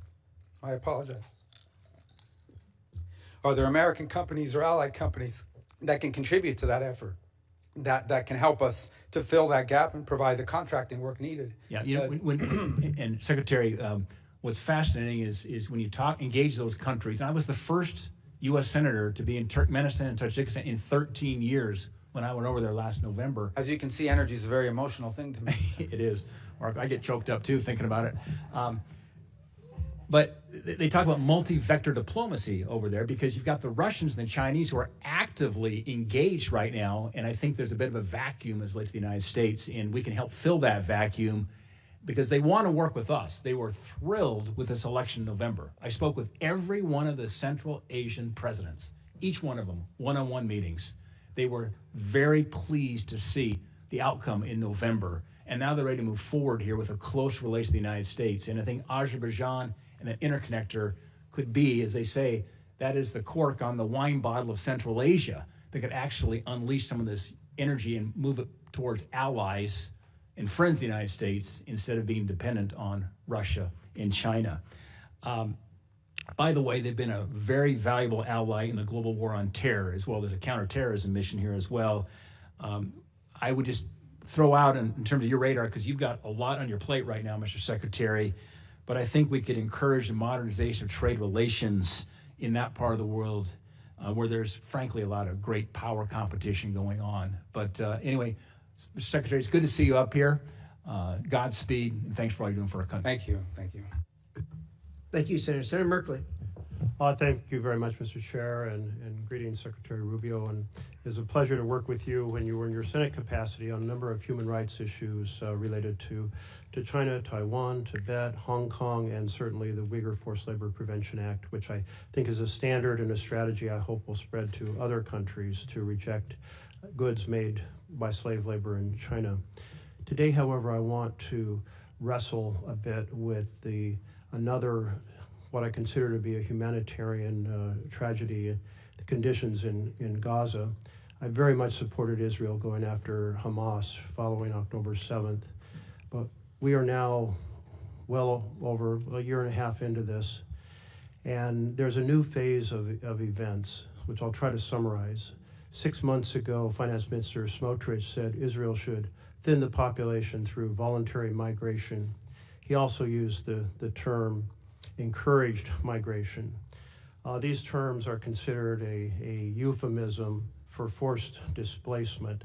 And the strategies of forced migration are food denial, the demolition of homes so that there's no place to return to, and driving people from one area in the Gaza Strip south to the southern side. Then there is a new plan called Operation Gideon's Chariot, mass call-up of troops in Israel. And Netanyahu said a few days ago, he said, we're going to take over all the areas of the Gaza Strip. By the way, on that forced displacement or the demolition of homes, I want to put up a chart to accentuate the point. This is satellite images done by the New York Times that show before the war, the detailed homes, mass damage before the ceasefire, and then since the ceasefire, absolutely, the entire neighborhood turned to rubble. There's just basically nothing left that is habitable. So I wanted to just make the point that it's not some theory about the strategy. The strategy is being implemented very aggressively and effectively. But let me return to the issue of food denial. The Office for Coordination of Humanitarian Affairs estimated that in February, 2,000 children were admitted for treatment of acute malnutrition. I was thinking about the strips that are used. They're called MUAC strips, mid-upper arm circumference. It's basically a measure of the bicep. And I saw them I went to areas that were under starvation in Africa, and I saw these being used, and you'd see a child, and you would think this child is just maybe 2 years old, and they'd be 5 years old, and their arms as thin as toothpicks. And I was struck when a UN health representative returned and said, and I quote, "I've seen them in the wards," referring to the hospital wards, "a child of 5 years old, and I thought he was 2 and a half. So Ulcha said 2,000 children, acute malnutrition. That's a nice way of saying we're starving. In March, there were 36 children admitted for acute malnutrition. The denial of food the blockade began March 2nd, so the numbers are undoubtedly up much higher in April and now into May. The World Health Organization reported a couple days ago that 57 children had died from the effects of malnutrition. That blockade shows signs of being changed. Netanyahu has made some public comments. He said, "We will not stand by." Let's see. "We cannot reach a point of starvation for practical and diplomatic reasons." He went on to say that mass starvation is a red line that could cost Israel support from the U.S. He didn't say it was a humanitarian problem, but support from the U.S. And yesterday, 5 trucks went in, and there's a plan to get up to 100 trucks but 5 trucks is 1% of the amount needed for daily food supplements, and 100 trucks is still only 20% in an area that's already extremely hungry. This has led Canada, France, and Britain to say we cannot stand by while the Netanyahu government pursues these egregious actions. The level of human suffering is intolerable. So I guess my question here is, the U.S. is a very close ally to Israel, both in military, security support, certainly in economic support. Is the administration conveying to the Netanyahu government that encouraging migration through food denial is an unacceptable strategy? Well, let me say I won't discuss, obviously, for many different reasons, what we share with our partners and allies. But I will walk you through some of the steps that you've rightly outlined, what has happened over the last... It's not too long a speech, because I'm really trying to get where our administration is standing. Well, I'm still trying to get the Senate out of me, so I still talk longer than I should, Yeah, well, so I'll be more brief. I'm going to have to reclaim some time, but go ahead, try to keep it very... Well, you want me to answer? I do want you to answer, but hopefully answering the question is pretty simple. Does the U.S. consider this an acceptable strategy of encouraging migration? Well, I would say that we were pleased and to see that aid is starting to flow in again. I understand your point that it's not in sufficient amounts, but we were pleased to see that decision was made. I understand another 100 trucks are behind that and maybe more in the next few days. I'll also tell you that I met in Rome 3 days ago with the World Food Program to walk through some of the ideas and plans they had for distribution on the ground. And ultimately the answer here is for this to end, hopefully with the elimination of Hamas, because the people of Gaza deserve a more prosperous, peaceful future, which they'll never have as long as Hamas exists. Well, thank you. That was brief and well done. Thank you. So then the second part of this is the systematic destruction of remaining homes as a way to make it impossible for people to stay in Gaza. Does the U.S. discourage that? Is it discouraging the Netanyahu government from continuing that strategy? Well, we don't view that that's their strategy. We understand that they are targeting elements of Hamas, is what they have claimed and said to us and to the world, that they believe that they need to root out the remaining elements of Hamas, who, by the way, have been an impediment to multiple ceasefires that I know have been negotiated and even agreed upon by Hamas external and then vetoed by Hamas internal. Is the U.S., it sounds like then, therefore, we're not concerned about that, or you characterize it differently.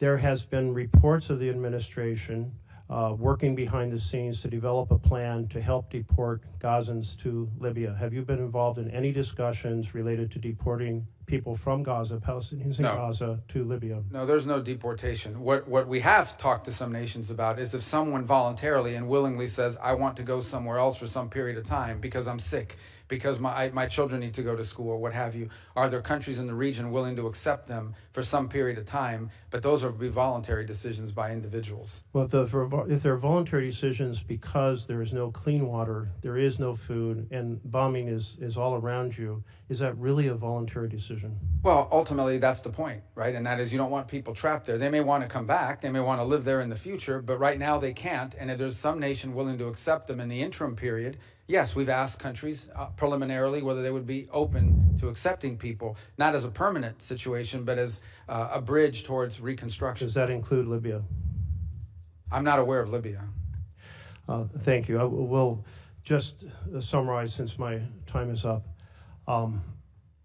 I think the U.S. has a moral responsibility to fiercely convey to the Netanyahu government that using food as an instrument of war is unacceptable. It's a violation of international humanitarian law. It's mass punishment. We have now children who are dying, and while Netanyahu has said he doesn't want to see mass starvation, he's drawing the line at mass starvation, but we're seeing real starvation right now, and I think we owe it to our connection and our close relationship to Israel to powerfully convey the importance of not just 5 trucks a day like yesterday or 100 trucks a day, but enough food to end the starvation. Is that a policy you can get behind? To ultimately rebuild and provide people a future in Gaza? To get behind enough trucks to end the starvation. Yeah, we've made that point. Look, I think ultimately, I don't think you would have seen the events of the last couple of days without our engagement, the engagement of others. Israel remains a strong ally. We're supportive. We understand why, for their security, Hamas cannot exist. We are also very happy to see that they have allowed aid to begin to flow, and we hope that that will continue. Concluding comment, Mr. Chairman, thank you for your tolerance. It's an important topic. Netanyahu did say he was responding to remarks and pressure from American politicians. I assume that's meaning the administration, saying that we, the America, cannot accept mass starvation. But I would encourage you to push not for 5 or 100 trucks, but enough food to end the fact that children are starving and adults are starving, innocents are starving. Our close relationship, we need to end it. Senator McCormick. Thank you, Mr. Chairman, Ranking Member Shaheen, and Secretary Rubio. Good to see you. It's always great to have you here. Let me start with Iran. I'm deeply concerned, as I know you are, about Iran's nuclear ambitions, and I agree wholeheartedly with President Trump's view that there must be complete dismantlement of Tehran's nuclear enrichment capabilities. A key flaw, as you know, in the JCPOA was its failure to address Iran's support for terrorist proxies. And we've seen the horrific results of that. What assurances is the administration seeking from Iran on its support for terrorist proxies as part of the negotiations? Well, interestingly enough, the negotiations initially have been focused entirely at this point, although obviously we're aware of their sponsorship of terrorism in the region, including the Houthis and Hezbollah and other groups such as this, the militias in Iraq, and their efforts to get back into Syria. Right now, the focus at this point of this has been their enrichment capability, and they're insistent on enrichment capability. Ultimately, I would say that if in fact we have sanctions that are related, things such as sanctions that are related to the sponsorship of terrorism and their violation of weapons conventions and the like, their long-range munitions, those sanctions will remain. If those aren't part of the deal, then the sanctions will remain as a result of that. But initially, I could say that the focus of the conversations over the last few weeks with Mr. Witkoff and the Iranians has been on this enrichment matter, which is by far the sort of the core and most critical matter. As you know, the Iranian position is that they have a right to enrich as a matter of national pride, and our view has consistently been that they can have a civil nuclear program without an enrichment capability, and that an enrichment capability, in fact, would be weaponized at some point in the future, or could be weaponized, and that's a threat that cannot be accepted. Good, thank you. On Syria, I know that many of us are eager to work with you on implementing the president's plan to lift sanctions and protect key U.S. priorities. What assurances is the administration seeking in your discussions with interim authorities on counterterrorism priorities, including the fight against ISIS, during the process of lifting the sanctions? Well, ISIS hates the transitional authority, and they hate al-Shara, and they hate everybody in his government, and I think pose a grave risk to them. So I don't think the issue with them right now is a matter of willingness or a lack of willingness, it's a lack of capability. So there will have to continue to be a role to play in the interim period, both by the United States and our allies and the Kurds and others, in ensuring that ISIS cannot metastasize and grow. One of the most threatening things that we would face, for example, is an ISIS prison break, where suddenly you have a bunch of ISIS fighters loose on the streets and undermining the government. But I do think that part of this dynamic and why we're in a race against time is that every day that goes by that the transitional authority does not have control of the government and or of daily life in some extent, or able to provide basic government services, is a day that ISIS has the ability to reconstitute itself and grow as a threat, both to the transitional authority but ultimately to the broader region. So I don't sense from them a lack of commitment and desire to do something about it. I think, frankly, it's at this moment a capacity issue. They simply, at this moment, do not have the capacity to assume the anti-ISIS effort by themselves. But we hope that with a fully integrated Syrian military that includes the Kurds and everybody else, if you can have no other armed groups in the country except those under the authority of the Syrian government, then I think you begin to make progress. But we're not there yet. That's going to take some time to build, and we look forward to helping as much as we can and as much as little as they want. Along those same lines, as you know, Turkey has significant interest in Syria and has been, I think, an important part of the steps that have recently taken place. But our allies in Israel and Jordan are concerned about Ankara's ambitions there, especially in southern Syria. How are you managing those tensions and allied concerns as it relates to Turkey's role in Syria? Well, in the case of Israel, we've had conversations with them about this, what we view as an opportunity for Israel. If in fact Syria is stable and has in it a government that has no interest, as they have said, in fighting a war with the authorities there have said it. Now, obviously, you have to prove it, but they have said this is a nationalist project. They are seeking to build a nation. They're not viewing themselves as a launch pad for revolution. They're not viewing themselves as a launch pad for attacks against Israel. So we think this is an extraordinary thing. If, in fact, you have in Syria a stable government that encompasses all the elements of their society and has no interest whatsoever in fighting wars with Israel over borders or anything else, I think that's an extraordinary achievement for Israel's security. Obviously, they're concerned about the Turkish presence, and we've done some things to deconflict on that front. And I think one of the key points is going to be foreign military basing inside of Syria. And that is, at some point, the Transitional Authority will have to make a decision about whether they're going to allow foreign military basing. That includes Russians, but potentially the Turks have wanted that as well, especially in the central part of the country. Now, the Turks do have a presence in the north, as you know, and one of the things that our Central Command was very influential in doing is helping the Transitional Authority enter a preliminary agreement with Kurdish authorities in the north, which ultimately should lead to the Kurds becoming part of the broader Syrian government and broader security forces. And by the way, the Jordanians, despite concerns they may have been very helpful and very encouraging in our outreach to the Transitional Authority. Very good. Thank you. I yield the rest of my time. Thank you, Senator. Senator Schatz.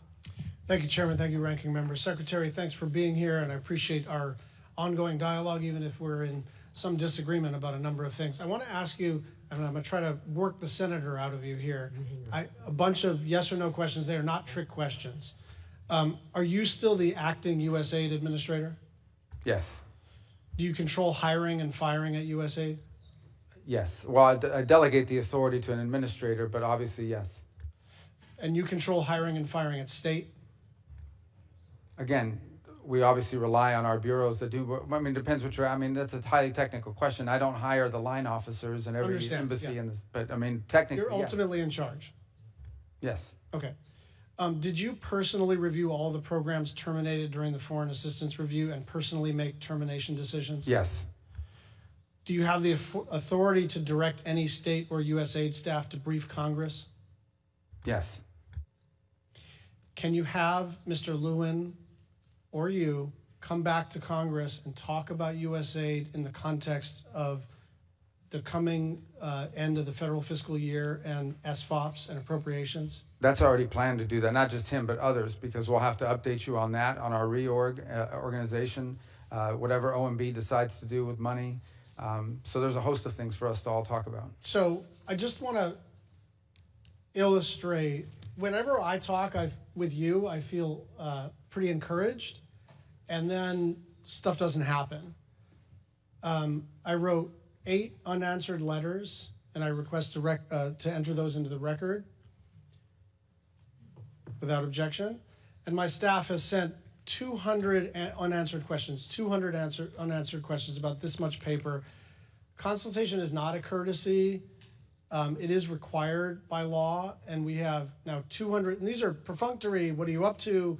What does this mean? This is the kind of normal pace of operations. Radio silence. Other than you're very responsive, your department and USAID has not been very responsive. Foreign Affairs Reform and Restructuring Act, the Empowerment Control Act, the Anti-Deficiency Act, the Foreign Assistance Act, and the annual appropriations bills for state and foreign operations have been violated in multiple ways. On March 12th, you wrote, "We plan to engage Congress as required both by law and reality before we start drafting a plan to bring USAID over under state." That did not happen. As you know, we have a pledge. We owe the Global Fund $1.3 billion. I spoke with the head of the Global Fund in response to my repeated requests and multiple other people's repeated requests. You told me that those funds were going to be released. It has not happened. I'd just like you to respond to that. And again, I like you, I like our working relationship, but what is happening is we have a good conversation, and then I don't know, it seems to be getting sandbagged underneath you in this vast bureaucracy. Yeah, well, that's part of the reason why we want to reorganize, is to have less vast bureaucracy, but I wouldn't blame that on this. The first couple points, we believe and continue to believe that we have complied with the law on every step of the way, including through advising Congress of our roles, and even now with the reorganization. We have not issued a congressional notification yet. We issued a preliminary. We have taken input from members. I actually personally signed a letter that I think should have been delivered to you. I was overseas. I don't know if it was Monday or Sunday or Saturday. but it was in response to your Last latest night, letter. yeah. So hope you did get that. And obviously we'll continue to engage with you on all of this as well. So the practical effect here, right? Because everyone can agree that, well, I don't know if everyone can agree, but it seems to me that most of us agree that there is virtue in reforming any big institution, and that aligning USAID's operations with the State Department and the President's and the Secretary's foreign policy objectives is beneficial. The question is, can we do this lawfully and in a way that doesn't damage our international reputation? Mothers who have fled Boko Haram in Nigeria are watching their babies starve. Children in South Sudan are dying of cholera. Families are dying because they have been cut off from their HIV medications. There are about 103 deaths an hour.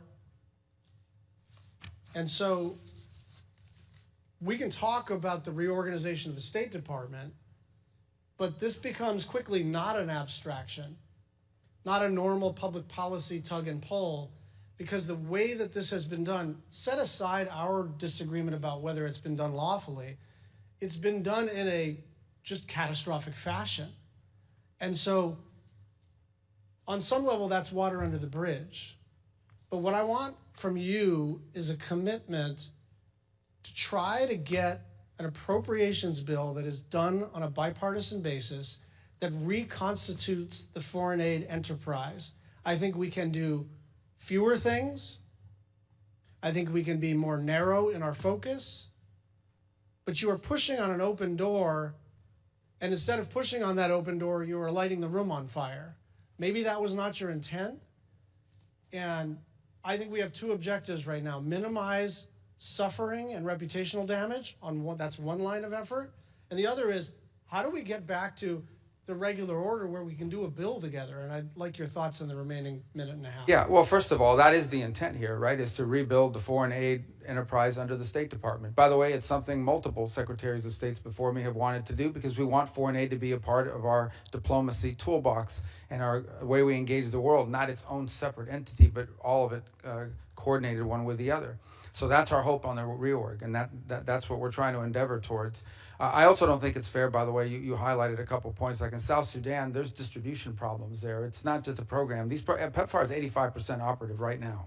So you touched about HIV medication. Secretary, you are required to spend 100% of the money, not 85% of the money. But 15% of that is funding of programs that we've canceled.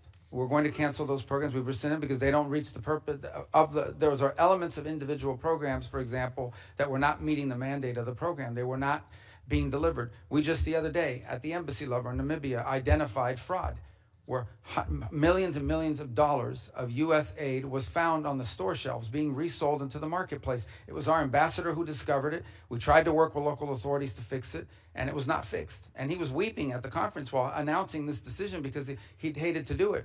In some of the places you highlight, it's important to remember, even if the money is distributed, sometimes it cannot be brought out. The aid does not reach people because armed elements in Sudan, in South Sudan, are impeding aid from reaching their intended recipients. It's a very complicated world in terms of the delivery of aid. The one point I'd like to Senator, you're out of time. With your indulgence, yeah. 30 more seconds. And you and Senator Murphy had an exchange about this.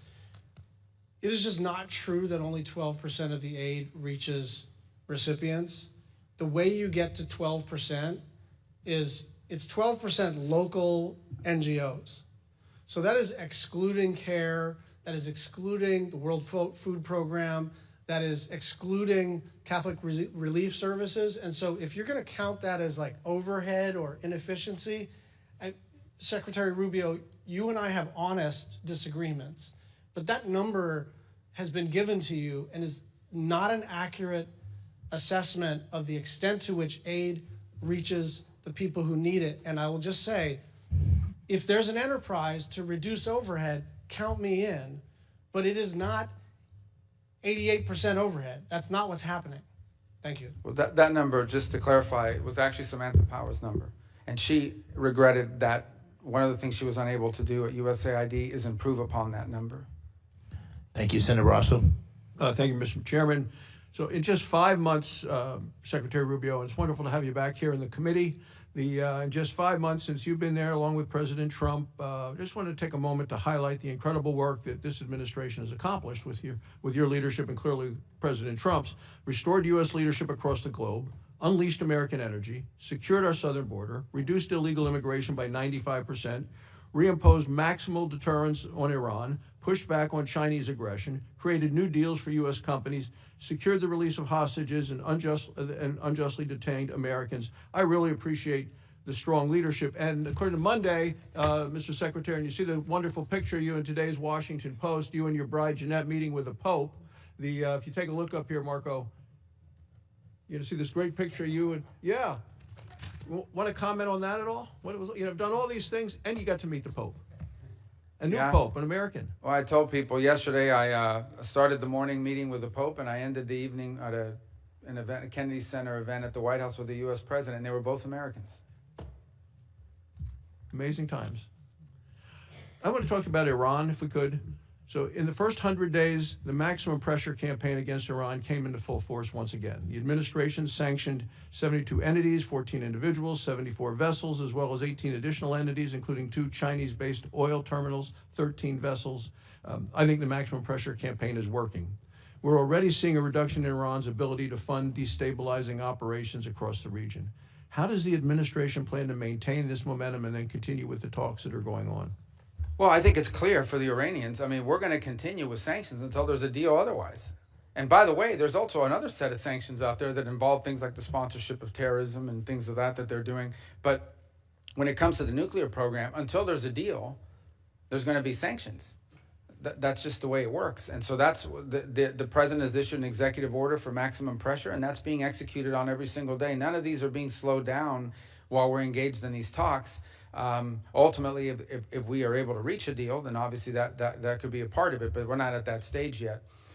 So look, we hope that there can be something done. These will not be easy. And by the way, one additional note on it is there's a separate set of sanctions out there, which are the snapback provisions that the E3 in Europe have. That's on another clock, completely different from ours. And I want to be clear about that. What they decide to do with their sanctions. Now, maybe we'll do a deal with Iran and they'll be satisfied with it and not impose their sanctions. But I met with the E3 again, what day is it today? Tuesday? I met with them maybe 4 days ago in Turkey. And they are moving forward on their process, independent from ours, that could impose additional sanctions as early as July, August, September, October, November, September, October of this year. I want to move to one of Iran's in the neighborhood neighbors with Syria. And President Trump met with the new Syrian president. He's urged the leader to deport foreign terrorists from Syria, help the U.S. counter ISIS. I want to just talk about ISIS, if I can, the concern for the resurgence of ISIS. It's been a significant concern. About 2,500 active ISIS fighters operating in Syria and in Iraq. Estimated 10,000 ISIS fighters in prisons in Syria. And what's your assessment of the threat posed in ISIS? And I know we have a presence. I was visiting our Wyoming troops who are in eastern Syria, and I want to know how that's helped to address the threats. Yeah, so there's 2 major threats facing the Transitional Authority in Syria. The first is a resurgence of ISIS, many of them foreign fighters, most of them foreign fighters, and that's a very significant element because any space that's ungoverned, if there are parts of the country where the Transitional Authority does not control it, it creates an ungoverned space that ISIS can come in. So that's the first threat. The other is Iran.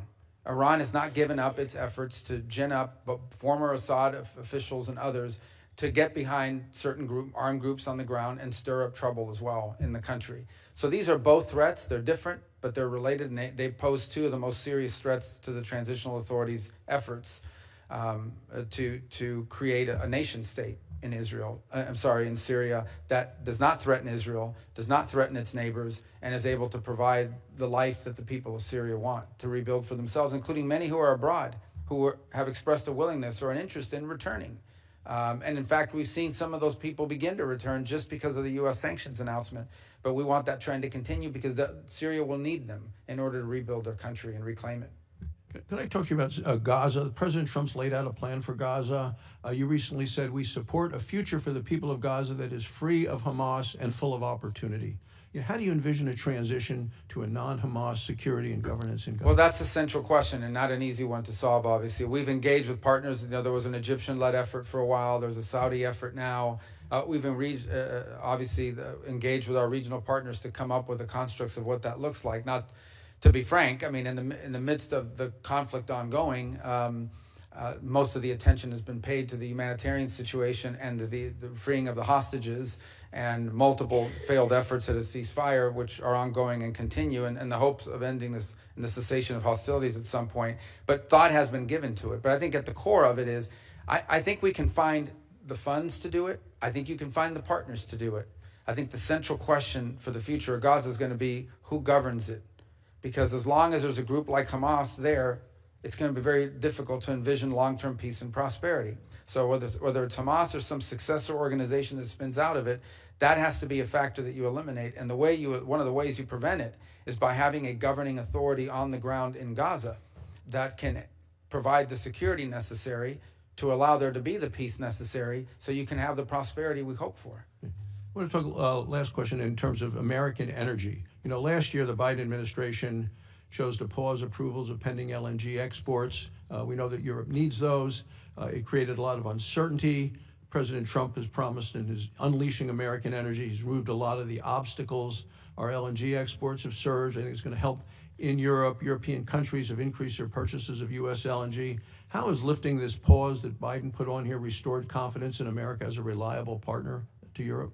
Well, obviously, I was just commenting a moment ago, I believe on Saturday, the first LNG shipment reached Italy. And there are other countries that are building terminals to receive it as well. So the fact that the United States joins now in the world as a reliable long-term source of liquefied natural gas as an export, I think improves our ties and our partnerships around the world. And it's a need for us because we have the capacity to export it and to develop it. And it's a need for our allies who need to diversify and in some cases make less dependent their system of generating electricity. It's a fundamental problem for multiple countries, for example, in Europe.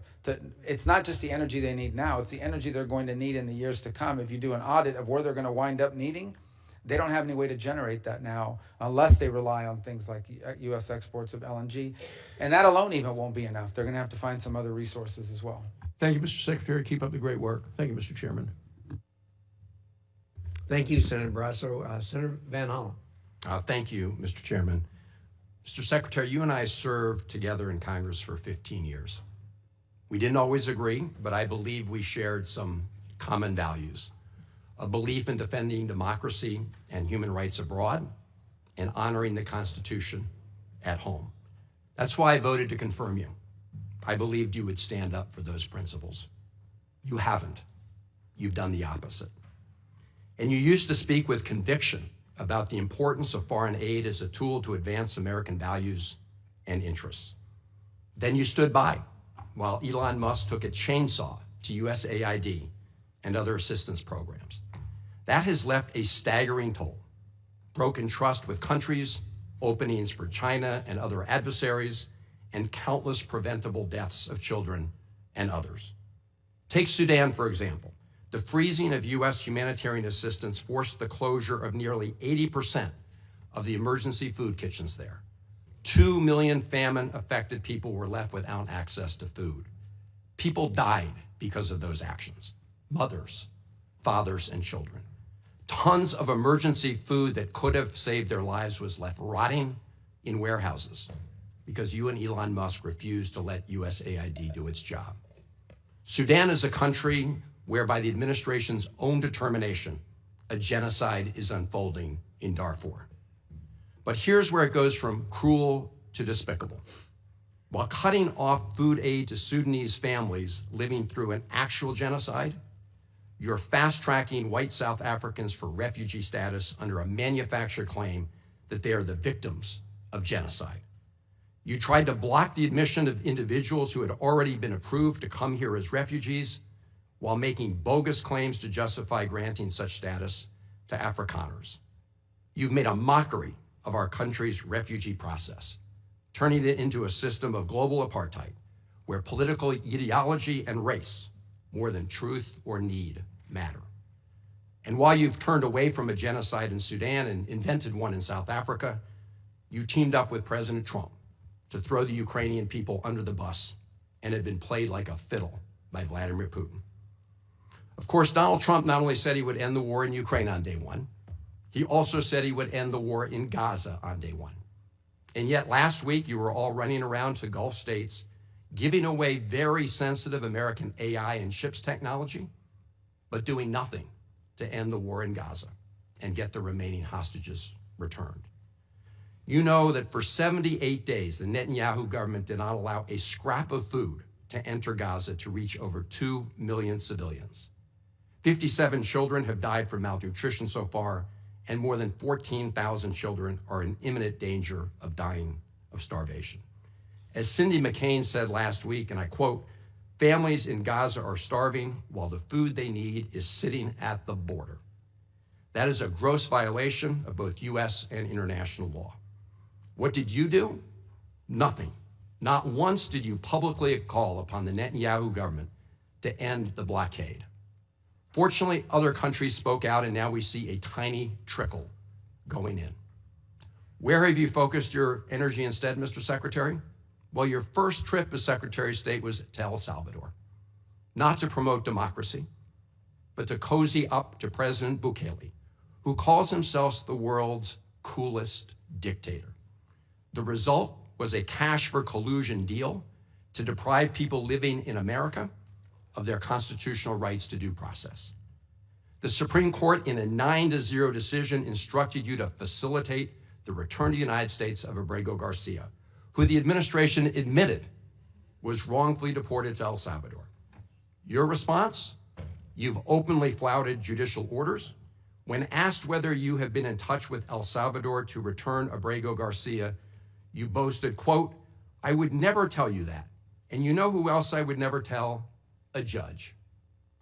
Clearly, you don't care about the Fifth Amendment right to due process, and you don't care about the First Amendment either, since you've been very busy snatching students off of college campuses for exercising their right to free speech. You dredged up a relic from the McCarthy era to claim that student protesters posed a threat to the foreign policy of the United States. Give me a break, Mr. Secretary. You know as well as I do, this isn't about national security. It's about punishing free speech.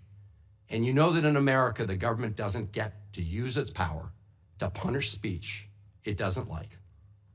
Yet in March, you boasted about revoking student visas, saying, and I'm quoting, "We do it every day. Every time I find one of these lunatics, I take away their visa," unquote. Let's look at one of those lunatics, Mr. Secretary, Ms. Ozturk.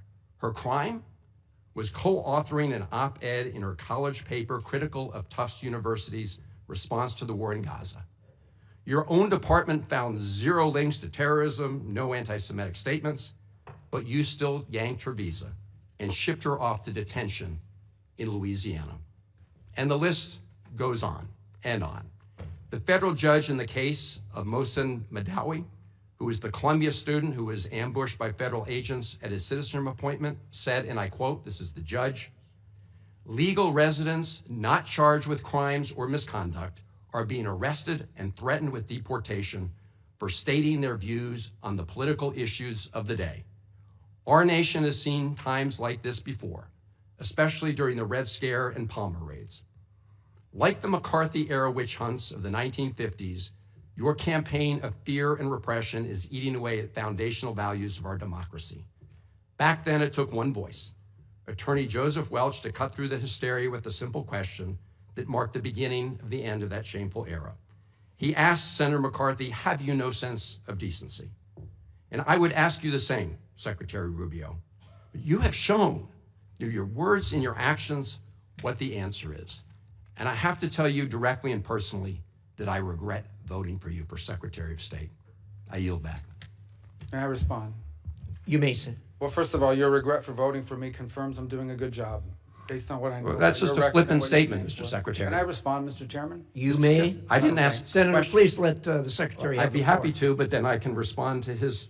Your time's up, Senator, and willfully used, I might add. Well- Your remarks do not represent the view of this committee. Well, Mr. Secretary, please. Well, I'd like to. I can't respond to everything he said because much of these are untrue, but I'll go through a few. First of all, I'm actually very proud of the work we've done with USAID. For example, I don't regret cutting $10 million for male circumcisions in Mozambique. I don't know how that makes us stronger and more prosperous as a nation. I raised don't regret Sudan, Mr. psychosocial support services. I raised USAID. Sudan, Mr. Secretary. Can I respond, Mr. Senator, Chairman, or do I? Senator, I'd ask you to suspend. You had 7 straight minutes of I chose railing to that. use my time that way, Mr. Chairman. That's my right to Please use my suspend time that way. Secretary Rubio. Well, I can go on. I mean, there's other things here. We spent $227,000 for Big Cat's YouTube channel from USAID. We spent $14 million for social cohesion in Mali, whatever the hell that means. So I can go on and on. I got the list here, and there's more. I didn't even bring the whole list. In the case of El Salvador, absolutely. Absolutely. We deported gang members, including the one you had a margarita with. And that guy is a human trafficker, and that guy is a gangbanger, and the evidence is going to be clear in the days to come. Mr. You're Chairman, going to see who you went to look, defend. I'm sorry, please, Mr. Chairman. Secretary No. Rubio has the floor. Mr. Chairman, he can't make unsubstantiated Senator, comments like that. Secretary Rubio has the floor. You had Secretary your time. Rubio should take that testimony to the federal court in the Senator, United States because well, he hasn't done it under oath. Here's another point, okay?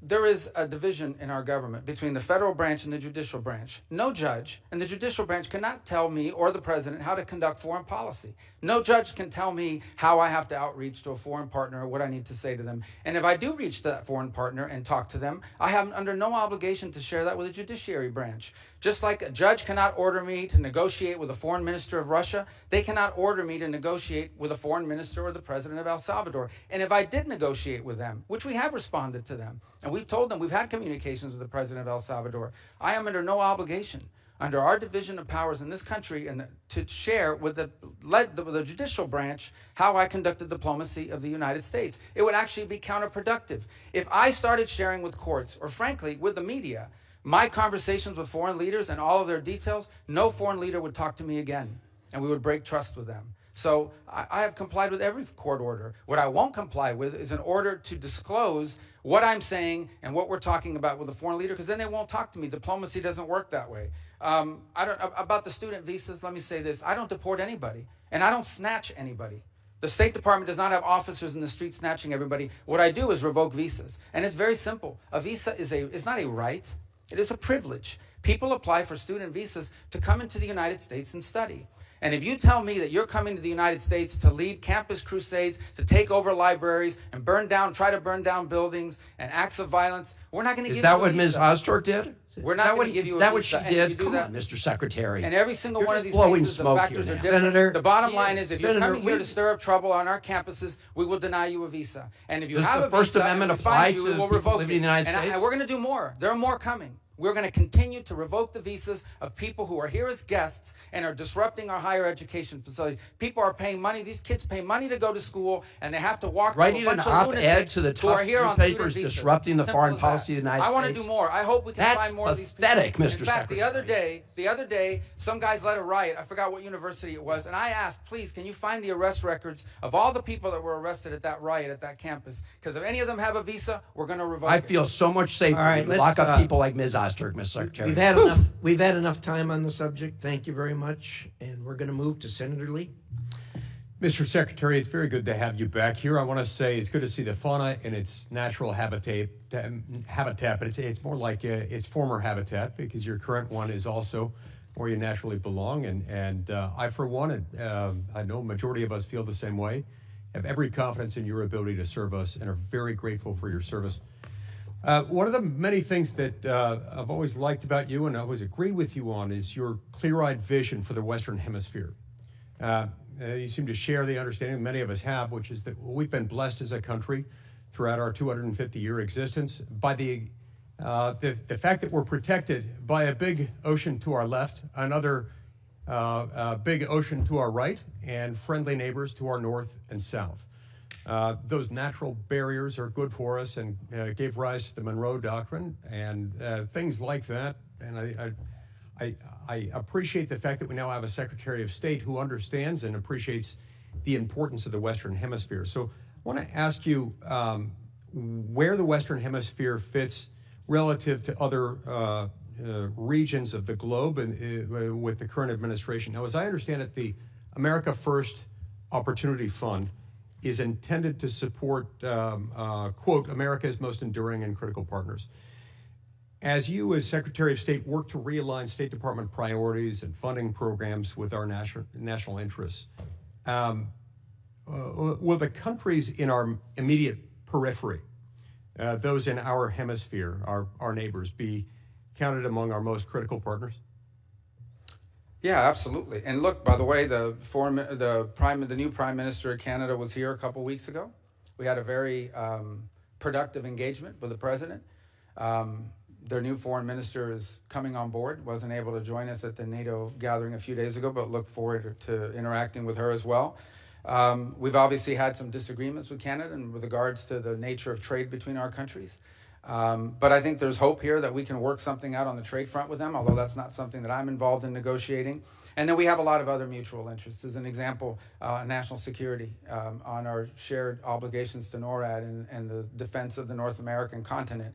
They've been a strong partner, and we look forward to building on that. And one of the most encouraging things is that Canada, that has historically not spent a lot of money, at one point less than 1% of their GDP on the military, it's now increasing, has made a pledge to get to 2%, and has signed on to the NATO pledge to get to 5% over the next decade. So I think that's going to strengthen our partnership as well in providing security to our hemisphere.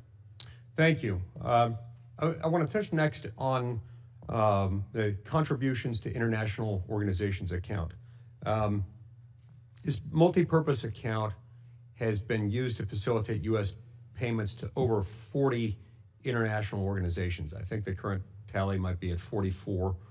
Now, as someone who has been skeptical of international organizations and the way we fund them, the way they've been used, and the way they've used our money, I very much welcome the proposed reduction in funding of international organizations. But the budget request before us mentions only the UN in that context, not the dozens of other organizations that we're also funding.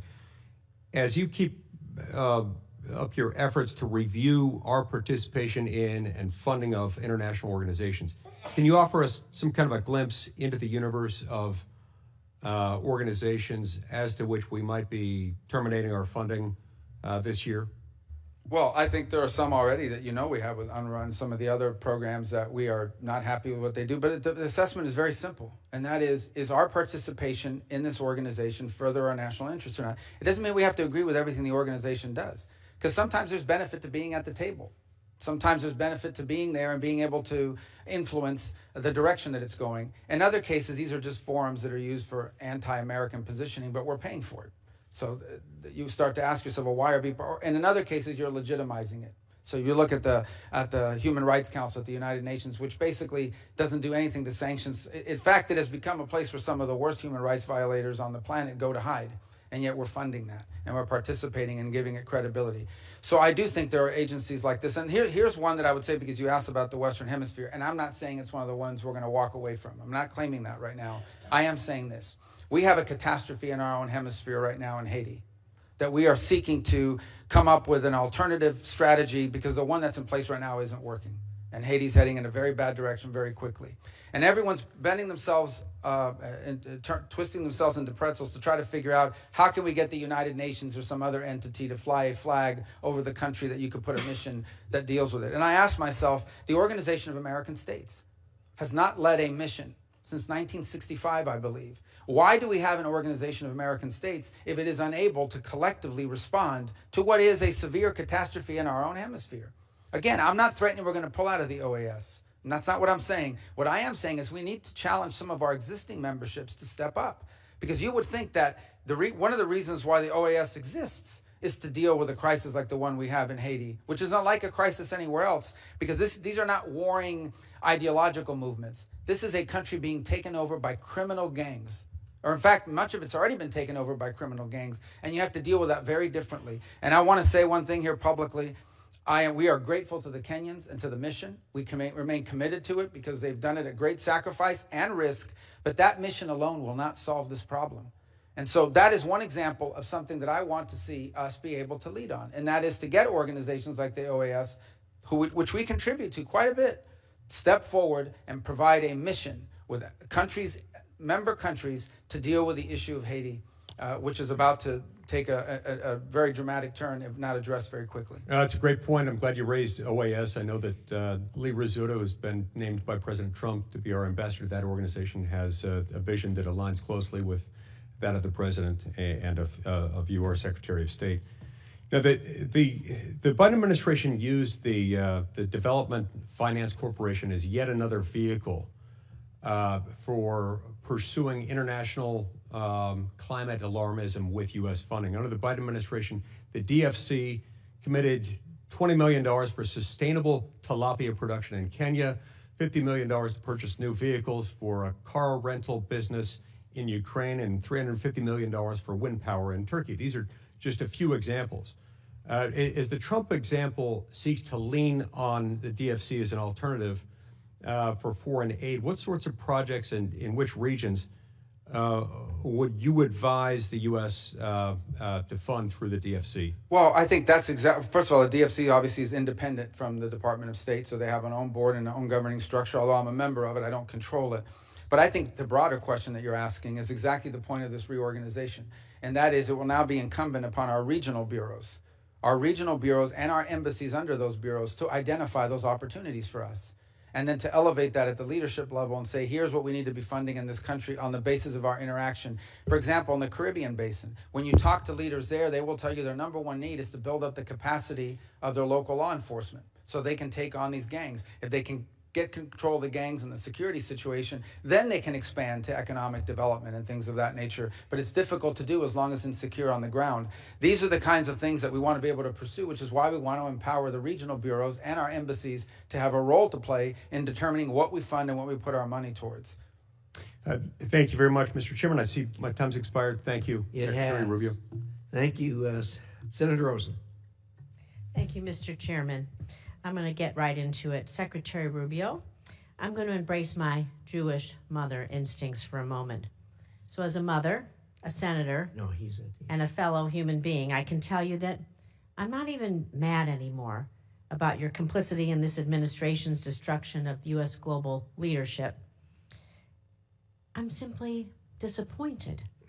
And I wonder if you're proud of yourself in this moment when you go home to your family, because I've always found you, Senator Rubio, to be a bipartisan, pragmatic partner, a true believer that the U.S. is stronger when we lead with diplomacy and development. You have a strong record on this, but I don't recognize Secretary Rubio. A stalwart support of Israel, you've watched this administration abandon Saudi normalization with Israel in order to pursue business deals. You were once a fierce critic of Vladimir Putin, but you sat idly by as the president berated the elected leader of Ukraine for not capitulating to Russia. And worst of all, you've kneecapped foreign assistance, including programs that you previously championed and made America less safe, less strong, less prosperous in doing so. I know you know this in your heart, and I can't make this point any better than you did yourself in 2019 when you said, anybody who tells you that we can slash foreign aid and that will bring us to balance is lying to you. So with that, I'm just going to move on to my questions. Thank you. And I'm going to talk about international women's issues because during your time as senator, you were a champion of international women's issues. You helped introduce bills that would have codified the Department's Office of Global Women's Issues and Women's Global Development Prosperity Initiative. You supported several bills, including Senator Shaheen's Bipartisan Women, Peace, and Security Act. During your confirmation hearing, you committed to me that you would support women's economic empowerment abroad. And at this year's International Women of Courage Award, you waxed poetically about the administration's support for women abroad. So help me understand how to square your past with your present. You're proposing the full elimination of the Office of Global Women's Issues. You've terminated hundreds of programs that help women and girls. You provided no guidance to the department on whether they should continue to implement the Women, Peace, and Security Act, and I'm still waiting to see your support for women's economic empowerment overseas. How can you dismiss the concerns of women around the world? Do you believe that the data shows that women's economic participation includes greater economic development worldwide and that women's participation in peace negotiations guarantees longer outcomes? And I have a few questions, so I would respectfully ask for a yes or no. Don't you think that women's participation is important and allows for better outcomes? This is not a game show. I'm not going to ask that with a yes or no. That's an important question. And I can answer it. We're not abandoning women's issues. So do you believe the Office of Global Women's Issues should be eliminated? One thing is to eliminate an office. Another thing is to eliminate the function. The function will still exist. It'll be driven at the regional bureaus. So every one of our regions will have someone who's looking at and driving that issue, and right down to the embassy. It remains a priority. The same with the law that you outlined that I supported. This is going to be executed on, but it's going to be executed at the regional level and at the embassy level. And the reason why is because the challenges facing women in Africa are different than the challenges facing women in Central America, And which I are have your different than commitment that you're going to support women around the world, because without the women being able to be successful in their countries, I believe we can't have peace, stability, and our countries move forward. Sure, and it remains part of our agenda. It's just going to be, the service is still going to be delivered, but it's going to be delivered at the regional and embassy level, not through a standalone office in Washington, D.C. When will we see the reports on this and how this will be delivered? Well, this is what we're engaged in with this committee now, which is our reorganization process. We've made an initial presentation to the committees. It's not final. We've received input through the comment period, including from our own building, but also from members of Congress on both sides, and meaning the House and Senate. Now we'll come back to you based on all of that input on what we propose to be the final reorganization. Do you have a timeline when you'll come back? Because I don't want to see women left behind around the world, and I think you'd agree with me. But I'm going to turn on to Israel. If you can give us a timeline of when you're proposing to do this, that would be helpful, and we maybe come back and revisit it, Mr. Chairman. Do you have a timeline of when? Sure, we're engaged now. I think we'll owe you a congressional notification here within the next few weeks, which is but all of that is being built on the comment period, in which we've taken input from staff and members of this committee, as well as in the House. Thank you. Can I move on to Israel for a second? So the Office of Security Coordinator in Israel, the OSC, was established by President Bush in 2005. The OSC is widely respected, including by the IDF Central Command, for facilitating security coordination between the Palestinian Authority and the Israeli security forces, which has been crucial in preventing terrorist attacks against Israelis. However, it's reported that you plan, again, to eliminate OSC, which I believe, and many others, could lead to further destabilization in the West Bank and threaten Israel's security. So, Mr. Secretary, should the U.S. continue playing a role in facilitating successful security coordination between IDF and Palestinian security forces to safeguard Israeli lives? And if so, do you believe the State Department should continue to maintain the OSC and support it financially? Yeah, there's news reports every day about things that aren't true. So the only thing that's been discussed about OSC is whether it should be brought under the authority of the ambassador and the embassy. You're not proposing eliminating. Thank you. We'll move further on this discussion. With my minute left, I'm going to talk about vaccines abroad, because Gavi, the Vaccine Alliance, we are so proud, has prevented nearly 19 million children's deaths since it was created by providing vaccines to 50 countries. Diseases, they don't know borders. So a small investment from the U.S. can save American lives by stopping outbreaks really before they reach our shores. You were previously a champion of global vaccines, twice leading resolutions in support of continued U.S. investments in these programs. So, Mr. Secretary, again, do you consider vaccines, including for malaria, Ebola, to be life-saving? Given Gavi's proven track record of saving lives, preventing global disease outbreaks that could reach our borders, will you commit to prioritizing continued U.S. support for Gavi? But we haven't canceled U.S. support for malaria or any of these other communicable diseases and or vaccines. What we have, there are some individual programs that may have been canceled because they weren't being delivered in the appropriate way.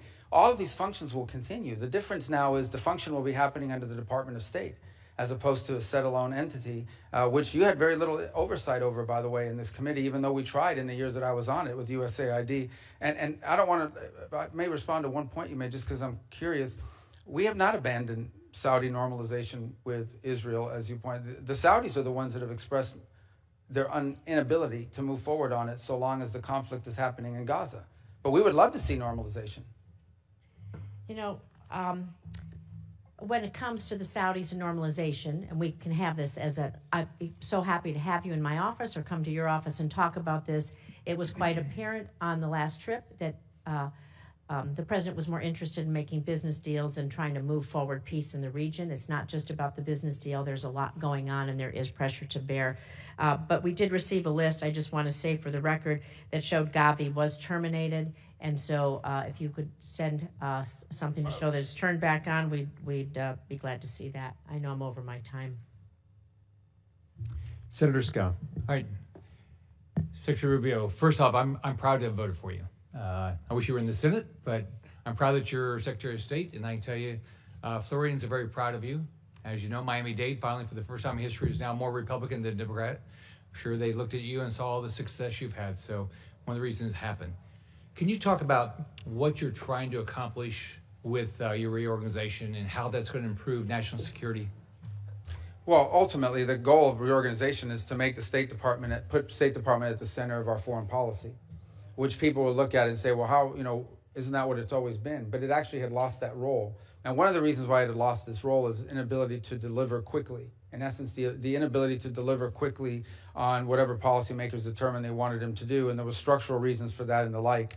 The other thing is that we are now in an era that requires, I think every era has required this, but now more than ever, a foreign policy that's cohesive, where all the elements of national power, including soft power, which has been talked about here today with foreign aid, but also the hard work of diplomacy, of understanding that sometimes when you're dealing with another nation state, they're not going to behave the way you would want your country to behave, but it's in our national interest to have a relationship with them and be able to influence discrete decisions that they make on one topic or another. And all of this has to be coordinated. And that wasn't happening. We had functional bureaus that were basically in charge of some human rights issue. And then we had an embassy. And oftentimes when you would travel abroad, you would find that our embassy and or our regional bureau and our functional bureau were at odds with one another. Because the functional bureau was pushing one agenda, the embassy was pushing another. And this was also true with USAID. By the way, this idea that USAID got along well with the State Department is false. And embassy after embassy, during my time in Oversight, you would hear complaints about how USAID was funding programs that State Department had no insight into and in many ways contradicted what the State Department was driving at the embassy level. So what we're asking for now through this reorganization is to bring it all under one roof so that we can conduct foreign policy at the regional and local level in a way that's cohesive and concise and can deliver results. But it's also where you're going to get the best ideas from. I read cables from our missions around the world every single day. Some of the most important information that I get as Secretary of State is not from intelligence reports, it's not from news articles, it's not from briefings from somebody. It is from a cable that comes directly from that embassy that is identifying a problem and or an opportunity that I may not hear about for months if it ever makes its way through the system. So we want to empower that because that's our front lines. These are the people that are on the ground every single day dealing with the government, dealing with society, and they're identifying opportunities and problems months, if not years, in advance of what Maine State or others are identifying. So the goal of reorganization is to shorten that time frame because we can't afford to move slow. The world moves very, very quickly. This decision we made on Syria, had we run that through a traditional process, would have taken months and months and months of interagency this and people talking that and all the different boxes that have to be checked in some memo that gets to me. Our ability to move quickly on a discrete, on a unique opportunity in a time-effective manner, I think is going to bear dividends for the national security of our country if it works out. And we want to be able to see more of that. And that's really the goal of reorganization. People think this is a cost-cutting exercise. There may be savings. There need to be savings. We just had our credit rating downgraded. You talk about a foreign policy problem? That's the first thing our foreign interlocutors wanted to mention to me on Sunday in Rome, is that our credit rating was just downgraded. We have a debt problem, but that's obviously not a State Department issue, but that's our problem. But that's a problem. But this is not just about cost savings. This is about providing a more efficient, faster moving, more effective State Department and as a tool of diplomacy. The State Department should be at the center of American foreign policy making. Organize one that can deliver on that. I want to thank you and President Trump for your focus on Latin America. Can you tell me what do you think the proper role of the Organization of American States is? What should they be doing? Well, you would think that they would be able to be a forum to deal with challenges in the region.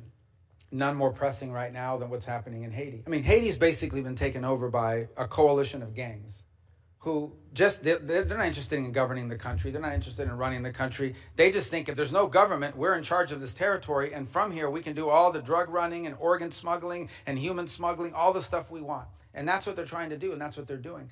That's a very unique challenge. Our traditional peacekeeping missions are designed to keep ideological groups from fighting each other, or tribal groups from fighting each other, or in many cases nation states from fighting each other. But that traditional approach is not going to solve this very unique challenge. It is a country basically taken over by 25 to 30,000 individuals who are members of criminal gangs who simply want to control territory so they can hijack trucks, steal and or charge exorbitant fees for fuel to move across the country, kidnap people and traffic in humans, traffic in drugs across the border into the Dominican Republic and through sea-bound lanes.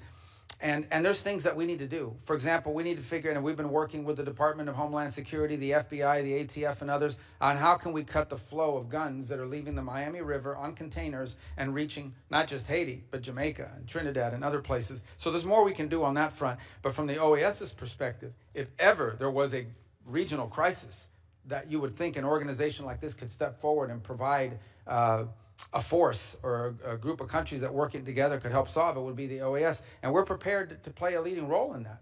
But we do need buy-in from other partners in the region who are as affected, if not more so, by what's happening there. So that's one example of what the OAS should help on. And obviously the other is on the defense of democracy, which is the OAS is a collection of democratic institutions.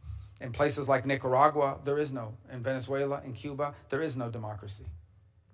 You talk about how you're working to reform the foreign service officer recruitment. In terms of reforms, well, two things we're doing on the promotion board. We're not getting rid of the promotion board. I read some the other day. We have simply suspended it for a month while we reevaluate how we promote people. We want to promote people on the basis of how good they are. I know this is a shocking view, but we want to promote people on the basis of how good they are. And frankly, on occasion, you will find that a more junior officer, meaning they've only been there 10 years instead of 20, is really good and deserves a promotion. And if you don't promote them, they're going to leave the Foreign Service.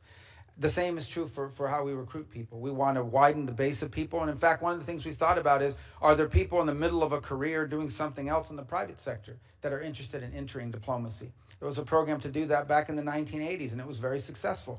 Maybe these are people that will give us 15 or 20 years in that regard. So we are looking to expand our talent pool, but ultimately, we are also seeking to have a system internally where we are rewarding merit and performance, and not simply seniority or where you are in the pecking order based on how long you've been there. And that doesn't mean that if you've been there a long time, you're not good.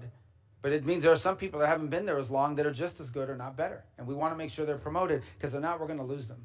We're going to lose them to the private sector. Thank you. You're doing a great job. Senator Booker. Thank you very much, Marco. First of all, I just want to say I agree with what you said about it being a foreign policy crisis, the great debt and the downgrading that we just saw. To be pushing a bill right now that would add $2.7 trillion to our national debt is just outrageous. And I've been grateful for the small group of Republicans here in the Senate and a number in the House who have just called this out as plain as it is. To do this now will shake America's economy, give tax breaks to the wealthiest amongst us who are doing quite well, and not help with the current economic crisis we're facing. But that's frankly just something I didn't want to talk about right now. But I really want to just continue our conversation about Sudan. And I know you know, as was said passionately by one of my colleagues, the gravity of the crisis that's over there. Full stop. It's the greatest humanitarian crisis on the planet Earth. There's ethnic cleansing going on, an active genocide as described by our own government and others. That people are fleeing right now with the recent attacks on Zamzam and more, but I know you're very aware of this. What I want to ask you about specifically is that not only did you acknowledge the genocide and say, I quote, being backed by countries that we consider allies elsewhere in the world. This is being fueled, you were saying. We must draw a clear line on that. You specifically mentioned the UAE, and you said, and I quote, take UAE, for example. They are an important partner in the Middle East, but we must be clear they are currently supporting an entity that is carrying out genocide. I'm just wondering, have you been able to draw that clear line in your conversations with the UAE, specifically addressing the issue of the supplying of arms? Well, again, and I wasn't satisfied when people would answer this way when I was sitting on that side, but now on this side with diplomacy, you always want to be careful what you say publicly, because then people don't want to talk to you if they think it's going to happen in the future. Let me say this, we have expressed, not just to the UAE, but to other countries, that they are turning it into a proxy war, that it's destabilizing the region, that in fact it's creating an environment, not just in Sudan, but it's threatening to South Sudan already faces pretty substantial challenges, but some of that threatens to spill over and make it even worse. If I can interrupt, Marco, because I think your answer's justifiable. The UAE is a vital ally to the United States in a lot of other critical areas of the world. But it doesn't serve their interest. My point is, it doesn't serve the interest of some of these countries involved to continue to pursue this route, because instability there is going to create a breeding nest for. And I guess what my hope is, radicalism. and I know you and I can have further conversations privately, is that we are pressing hard on those people that are fueling the conflict. But I want to ask the next part of this question is: the U.S. leadership is critical to end this.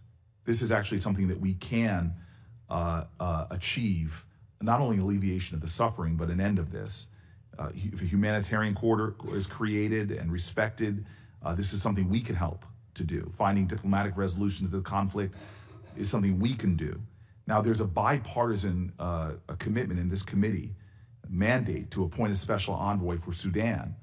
We know that kind of leadership can help address this the worst crisis on the globe. Time is not in our favor. Are you going to get a special envoy appointed, as colleagues on both sides of this aisle want to happen? We do. We want to. We'd love to have somebody in charge of that. We have a similar arrangement with DRC, Rwanda, and have seen it play dividends. Mr. Secretary, all I'm looking for is a sense of urgency and an answer yes. Yes, the answer is, but we have to find the right person, and that's the challenge. Next, 30 million people in Sudan require humanitarian assistance. In February, it was reported that, and you heard this passionately, that the freeze in humanitarian assistance is causing untold suffering. I was there myself in Chad last year and saw the role that we were playing. And frankly, I saw how great American companies like Plumpy Nut here were doing good, a double bottom line. They were helping to alleviate the crisis over there, as well as helping American businesses here. I just am hoping that you can say that you will commit to resume and even surge United States humanitarian assistance, particularly food aid, as soon as humanly as possible. Well, all of that has been approved. All of the life-saving food and medicine programs have been turned on. To the extent that there's been impediments, has been one or two things. Either A, on the payment system front, where we faced a couple of weeks where we couldn't get money moving through Treasury because of a variety of different reasons, including changes to the technology, but that's largely been resolved. And the other is the ability to distribute it once the aid arrives at site. Marco, Mr. Secretary, you and I have been friends for a very long time. A sense of urgency is what I'm asking for right now. That every day that we delay or that we don't plow through the line of defense here, that's stopping this from happening. People are dying. I know you, and I know we can do better. And as you and I both were taught back in the days we were playing football, better is possible, good is not enough. I want to move to my next question for you. Is the refugee camps, the U.S. main corridor to life-saving assistance, which I said to you, I visited. I'm just hoping that we can make sure that we are doing more. And I'll be specific in an example of another area. Despite the escalating humanitarian crisis, the United Nations Humanitarian Air Service is vital. The termination of those flights, makes it likely that all of Chad's aid into Chad will stop and end, and they will have no resources by the end of July. It can take a week to reach Chad's border from the capital via motorcade. And so this is a vital lifeline that we were supporting. During the rainy season, you can't make that trip by road at all. And I know, again, that you know this. Why was the award terminated for these flights? It is, to me, this is just very plain. This is the lifeline. And it was denied a waiver, which we reached out for. It's just, again, a very plain way that we could save lives. And I'm not sure if it's just because it had the UN in the title, but can we get a resumption of these flights that will literally save lives by getting resources? I think the answer to your question is that while you were talking about a mode of transport versus the actual aid, and I understand how important that is, then the question is what percentage of responsibility the United States should bear in comparison to other countries that have capability and are actually closer to the problem. So there's a broader issue here, and that is there does come a point at which we have to understand that the United States, there's great causes all over the world. And I'm not speaking specifically about the flight because I owe you a specific answer on that question. I don't recall that waiver. I don't recall the denial. Marco, that's all. Excuse me, Mr. Secretary, that's all I'm looking for. But all I want you to understand is that not every program we've ever funded is going to be funded in the future because we have to balance these things. Mr. Secretary, I am aware of that. I just want an answer. I mean, there are. This is like Schindler's List doing a little more saves lives. And I know we are more capable than we are right now. And I'm asking for that answer. I'll get you the answer on the flights. And the flights and some of the other things I mentioned, and I'm happy to work with you on the special envoy. There are people on both sides that are willing to do that. And I'll say in conclusion, because I'm over, but other people did, I do not want to lecture you, especially because I know I've had enough conversations that I know your moral core. But what my colleague brought up very passionately about the Afrikaners, I want you to know, as a person that talks to countries and leaders like you do all over Africa, they are already seeing us not prioritizing ambassadors. They see embassies being closed. But the torrent I got on the Afrikaners reminded me of the torrent I got from African leaders when the president called those countries like those in Africa shithole countries. The anguish and the anger and the disappointment and the feeling of double standards. So just from a diplomatic range, where we're in a competition in many ways on that continent that you and I talked in your confirmation hearings about the profound moral urgencies, economic opportunity, security mandates, the cooperations with these countries. We have got to do a better job, in my opinion, and I've worked with you on these issues when you were a senator, diplomatically in prioritizing these issues. And I will partner with you in any way possible to make sure that we are addressing what I believe is a diplomatic shortfall right now in advancing American interests on the continent. If I might just real quick, we haven't closed any embassies, so I think people are responding to like articles talking about the potential for embassy closures and things of that nature, but we haven't closed any embassies, and we have been engaged. Listen, Africa to me is one of the priorities that I've set for us in terms of our global view, because of the opportunities, because of the youth of the continent, because of explosive growth that we're going to foresee. And as an example of it, one of the things we prioritized, which a lot of people thought was intractable, was trying to reach a peace agreement between the DRC and Rwanda. Now, it's not done, but we brought them both here to Washington, D.C. about a month ago. They signed a memorandum of understanding. The negotiations are moving forward. They're actually moving forward very well. Our hope is to arrive at a peace deal there that ultimately ends what was turning out to be a very brutal and difficult conflict. So I take your point on Sudan and the need for an envoy. We would love to find the right person to handle that portfolio, because it has to be the right person. And we have played a supportive role. For example, the UK, about a month and a half ago, led a Sudan summit in London for a day, where a lot of other countries, when we sent someone, we've offered to be helpful and work with them on it. But a lot of other countries either didn't make commitments or didn't live up to the commitments. The summit sort of was a minor disappointment, because while everyone talks a big game around the world about it, they're not stepping up. But I take your point. I'll get you your answer on the flights, because I'm not aware of that specific waiver. And on the envoy, we'd love to work with you to find the right person. And the ambassadors and other things, I'll reach out to your office on. Okay. Senator Cornyn. Thank you, Mr. Secretary. I'm proud of my vote for you to confirm you as Secretary of State.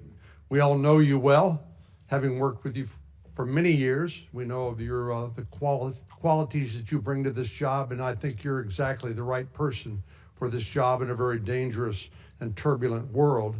When I look at what you and the administration has done, it's May the 20th, January the 20th, President Trump was sworn into office, but just a few of the things that have happened during that time. Obviously, the critical minerals deal in Ukraine, the Pakistani-Indian conflict, which could have resulted in a nuclear conflict between two nuclear-armed countries. Things back closer to where I live, the Mexican water deal that was negotiated with Mexico. I'm frankly amazed at your stamina and what you and the administration have been able to do in a short period of time. And listening to some of the criticism that I've heard this morning, it reminded me of a quote from NFL quarterback Aaron Rodgers talking about dealing with criticism, things he wished he had known when he was younger. And he said, never listen to criticism from somebody that you never would have taken advice from in the first place. But let me ask you specifically about two issues. One has to do with Ukraine and peace negotiations. applaud you and the administration, and particularly President Trump, for initiating these negotiations between Ukraine and Russia and try to bring a peace, or at least a ceasefire, between these warring countries. This is enormously dangerous, as you know better than most, because it could easily spill over into the rest of Europe, result in NATO becoming involved and the like.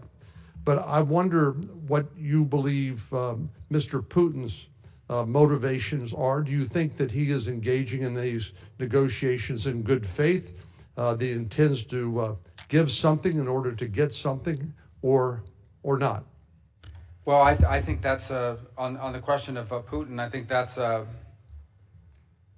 still an open question. I think he approaches it, we have to assume, from a cold, calculated cost-benefit, nation-state evaluation of what's in the best interest of his view of Russia. What I'm pretty certain of is this is not the war he thought he was getting. When he first invaded Ukraine, I think he anticipated that the government would collapse and that he would be greeted as a liberator, and it has not turned out that way. And in fact, Russia today controls less territory than they did after the first 2 months of the war. So they've suffered significant losses. They've suffered the losses of at least, by some estimates, 250,000 men in uniform, and the Ukrainians have suffered less, but nonetheless suffered as well. It is a battlefield today in which the front lines move 10 kilometers at a time in one direction or another. Even if they're advancing at a tremendously high cost. But the challenge Russia faces now is their entire economy is built around the war effort. Their entire economy is built around munitions production, and frankly around the fact that you've deployed about 1 million to 1.5 million people to the front lines, and they're making a lot more money fighting a war than they would in the private sector. So I think that that's potentially a challenge here in terms of bringing this war to an end. What we've tried to do is find any way forward to end this conflict. We think it is costly, it is deadly, it is disruptive, and we want to see it end. We want to see it end because of the destruction to Ukraine. We want to see it end because of the strains it's placing on the budgets of countries, neighboring countries, and the fears that it's stirring up in their regard. We want to see the conflict end in a way that's enduring. Meaning not a peace that lasts 3 months and then restarts again, but something that's enduring, that both sides could live with for a long period of time without it restarting again. And that's hard. There's a reason why. This an effort that I wish would have started 2 years ago, but it's starting now. We've done the best we can because we are able to talk to both sides. Obviously, only one side is getting American aid, and only one side is receiving American sanctions. But nonetheless, we think it's important to preserve our ability to talk to both sides. The president is fully aware and has intimated on a number of occasions that he has options available to him in the sanctions field that he could pursue if in fact he determines that Putin is not interested in negotiating. But by the same token, I think the president is very committed to ending the dying, ending the bloodshed, ending the destruction, and he wants to preserve, as long as he possibly can, the opportunity to influence both sides towards peace. The minute you do certain things, your influence over one of the two sides to at least lead to peace really diminishes. And then we're back to where we were in January when he went into the White House, which is with no one had a clear path forward. I mean, there had been no... The first time Russians and Ukrainians have actually met directly and spoken was 3 days ago in Turkey. They had not spoken since the Istanbul process in 2022 had failed. So there are 1,000 prisoners that are going to be released from both sides from a humanitarian standpoint. That's good. What we haven't seen yet is moves towards peace. It's our understanding that the Russians are going to write up terms for what they would require in order to reach a ceasefire that then would allow broader negotiations. We await those terms, and then we'll have a much better understanding about Mr. Putin's calculation once we see what those terms look like. So to quote you, the jury's still out.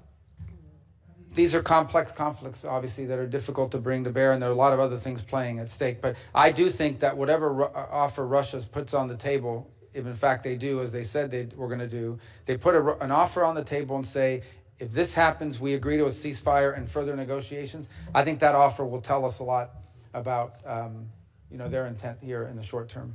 Well, I applaud your and President Trump's efforts to try to bring a ceasefire and hopefully a peaceful outcome to this terrible bloodshed, which has devastated both sides, the Ukrainians and the Russian people.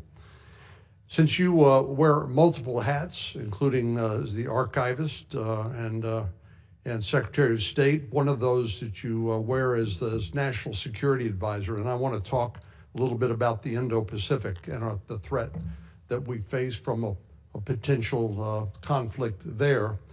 I am delighted to hear President Trump repeatedly say he believes in peace through strength. And I think that is exactly right. I think that's exactly the right approach. But I worry that the United States and our allies are not ready for what could be a conflict initiated by President Xi as early as 2027, when he's instructed the People's Liberation Army to be ready to take Taiwan. General Douglas MacArthur said these words which sort of haunt me in this connection. He said, "The history of failure in war is almost always to be summed up in two words: too late. Too late in comprehending the deadly purpose of a potential enemy, too late in realizing the mortal danger, too late in preparedness, too late in uniting all possible forces for resistance." I don't believe we are ready at this point, but can you share with us your view and the administration's view of what we need to do in order to establish that deterrence that comes from peace through strength in the Indo-Pacific? Yeah, in the most simplistic terms, we have to make the benefit of a Taiwan event for China, we have to make the benefit of it less than the costs. In essence, it has to cost more than what it's worth in order to do something like that, and deterrence is the key to that regard. And I think deterrence obviously begins with Taiwan's own self-defense capabilities. And the harder they are to take militarily, the more time I think they buy for themselves in that regard. I think it continues by having a credible regional deterrent, not just the United States, but Japan and other allied countries around the world, and an increased interest in the Indo-Pacific, by the way, from our European allies. I was at the NATO Foreign Ministers gathering over the last week in Turkey, and multiple member states raised their concerns about the Indo-Pacific and what it would mean for the European continent if there were a conflict there. So I think that also underpins why it's important. We have to understand that anytime there's a conflict in the Middle East or a conflict in Europe or what have you, that we have to dedicate resources and time to that. That's time and resources that we're not dedicating to the Indo-Pacific. We would like to be able to do all things everywhere, but the fact of the matter is there are finite resources and there's only 24 hours in every day. And so it would be of great benefit if we were able to conclude the war in Ukraine and with Russia and Ukraine, if we were able to establish some stability and peace in the Middle East, if we were able to deal with these issues, it would allow us to focus more time, energy, and frankly, resources on some of the challenges we face in the long term with regard to the Indo-Pacific and other parts of the world, but particularly the Indo-Pacific. Thank you, Senator. Senator Cruz. Thank you, Mr. Chairman. Welcome back. When you were last testifying before this committee, you and I talked about water in South Texas, and we talked about the 1944 Water Treaty. As you know well, South Texas has, for the last 4 years, faced a severe drought, and that drought has been substantially exacerbated by the conduct of the government of Mexico, and in particular, its repeated and flagrant violations of the 1944 Water Treaty. Under that treaty, Mexico is obligated to provide 350,000 acre-feet of water each year to South Texas. Mexico was breaking that treaty, and there were 1.3 million acre-feet of water in arrears. As a consequence, South Texas is facing a massive drought. South Texas farmers are putting out of production up to half their acreage. They're laying off workers. Last year, the only sugar mill in the state of Texas closed because sugar farmers could not get the water to grow their crop. And you committed at that hearing to work with me and assist in pressuring Mexico to comply with that treaty. In the months since then, you have followed through on that commitment. You have leaned in vigorously with the government of Mexico. Your deputy, Chris Landau, has done the same thing. Agriculture Secretary Brooke Rollins has done the same thing. And then critically, President Trump put out a public statement on Truth Social, making clear to Mexico that there would be serious consequences, sanctions and tariffs if they did not comply with the water treaty. I will say, as a result of the president's leadership and your hard work, we've had a major victory for South Texas, and Mexico has committed to providing 400,000 acre-feet of water, which is desperately needed. So I want to just start by saying thank you. In 4 years under Joe Biden, the Biden administration would not lift a finger for Texans for farmers in South Texas to hold Mexico to account, and the Trump administration has done more in 4 months fighting for water in South Texas than Joe Biden did for 4 years. So I wanted to say thank you, and I wanted to ask how the State Department is approaching next steps on the 1944 Water Treaty. Well, first of all, we have to understand that that commitment is met, and then we have to begin to prepare for the next cycle. This is a one-year problem. So we want to continue to work on that to make sure that those commitments are made, and that then in the next cycle, this becomes made permanent. That in essence, this becomes a new standard operating procedure and not a one-off. And by the way, it has to be something that exists beyond the presidency of the current president, because if the next president doesn't prioritize it, it could go back. So I just think this continued engagement with them on our expectations. The truth of the matter is, and in fairness, the Mexican government has grown increasingly cooperative on a number of fronts, both on national security issues and common security issues, but also on issues such as this. We're also happy, I think there's also the new treatment plant that they've opened, the Tijuana wastewater one, that we think will also be very helpful to water issues in the region and also the water quality issues. But this was a good news story. I think it's what happens when you make something a priority and then follow through on it. But we have to sustain it, and that really is our focus now, to sustain this through for future cycles, not just the short term. So, and I'll tell you, earlier this year, I went down to the Rio Grande Valley with Secretary Rollins. And in December, I wrote a provision in the continuing resolution that provided emergency relief to South Texas farmers, $280 million. And Secretary Rollins came down. Now, Brooke is the first Texan ever to be the U.S. Agriculture Secretary, and she's the first Ag Secretary in history to go to the Rio Grande Valley. And Secretary Rollins and I did a roundtable, and I will say, you and I have both been very focused on the Hispanic community in particular. I will say the impact in the Rio Grande Valley of having a president and an administration that is fighting for them is enormously consequential. And so I was very grateful that she came down, and the farmers and ranchers in South Texas see that they've got a president and an administration that's fighting for them. Let me shift to a different topic. Today, South African President Ramaphosa is in Washington, D.C. He'll be meeting with President Trump tomorrow. You and the president, as well as other administration officials, have repeatedly and rightly criticized South African policies on issues ranging from human rights to activities that directly undermine American national security. Those activities, in turn, include what appears to be an explicit and extensive pivot away from the United States and towards the Chinese Communist Party. There are also serious and credible allegations that the South African government's decision-making is compromised by widespread corruption tied directly to Iran. They are working together to target our Israeli allies on the international stage. President Ramaphosa himself has taken an aggressive position, leading a charge of genocide against Israel in the International Court of Justice. And he has pushed for precedents and policies that will not just undermine Israel, but expose American officials to vulnerabilities as well. I have every confidence that President Trump will demand South African officials change their policies and will hold them accountable if they don't. And it's critically important for the American people to understand the bases for our policies. Please talk a little bit about the extent of South Africa's malign activities and how they are undermining American national security interests. Well, it's one of the, first of all, we chose not to participate in this year's G20 hosted by South Africa, either at the foreign minister level or the president's level. And it had a lot to do with some of these issues, in addition to some of the issues they brought on their agenda, which we don't think reflect the priorities of this administration. So the president of South Africa is here today because he says he endeavors to reset relations between our countries. And President Trump, if someone says that, is always going to be open to resetting relations. But it will have to touch on some of the issues just pointed to now.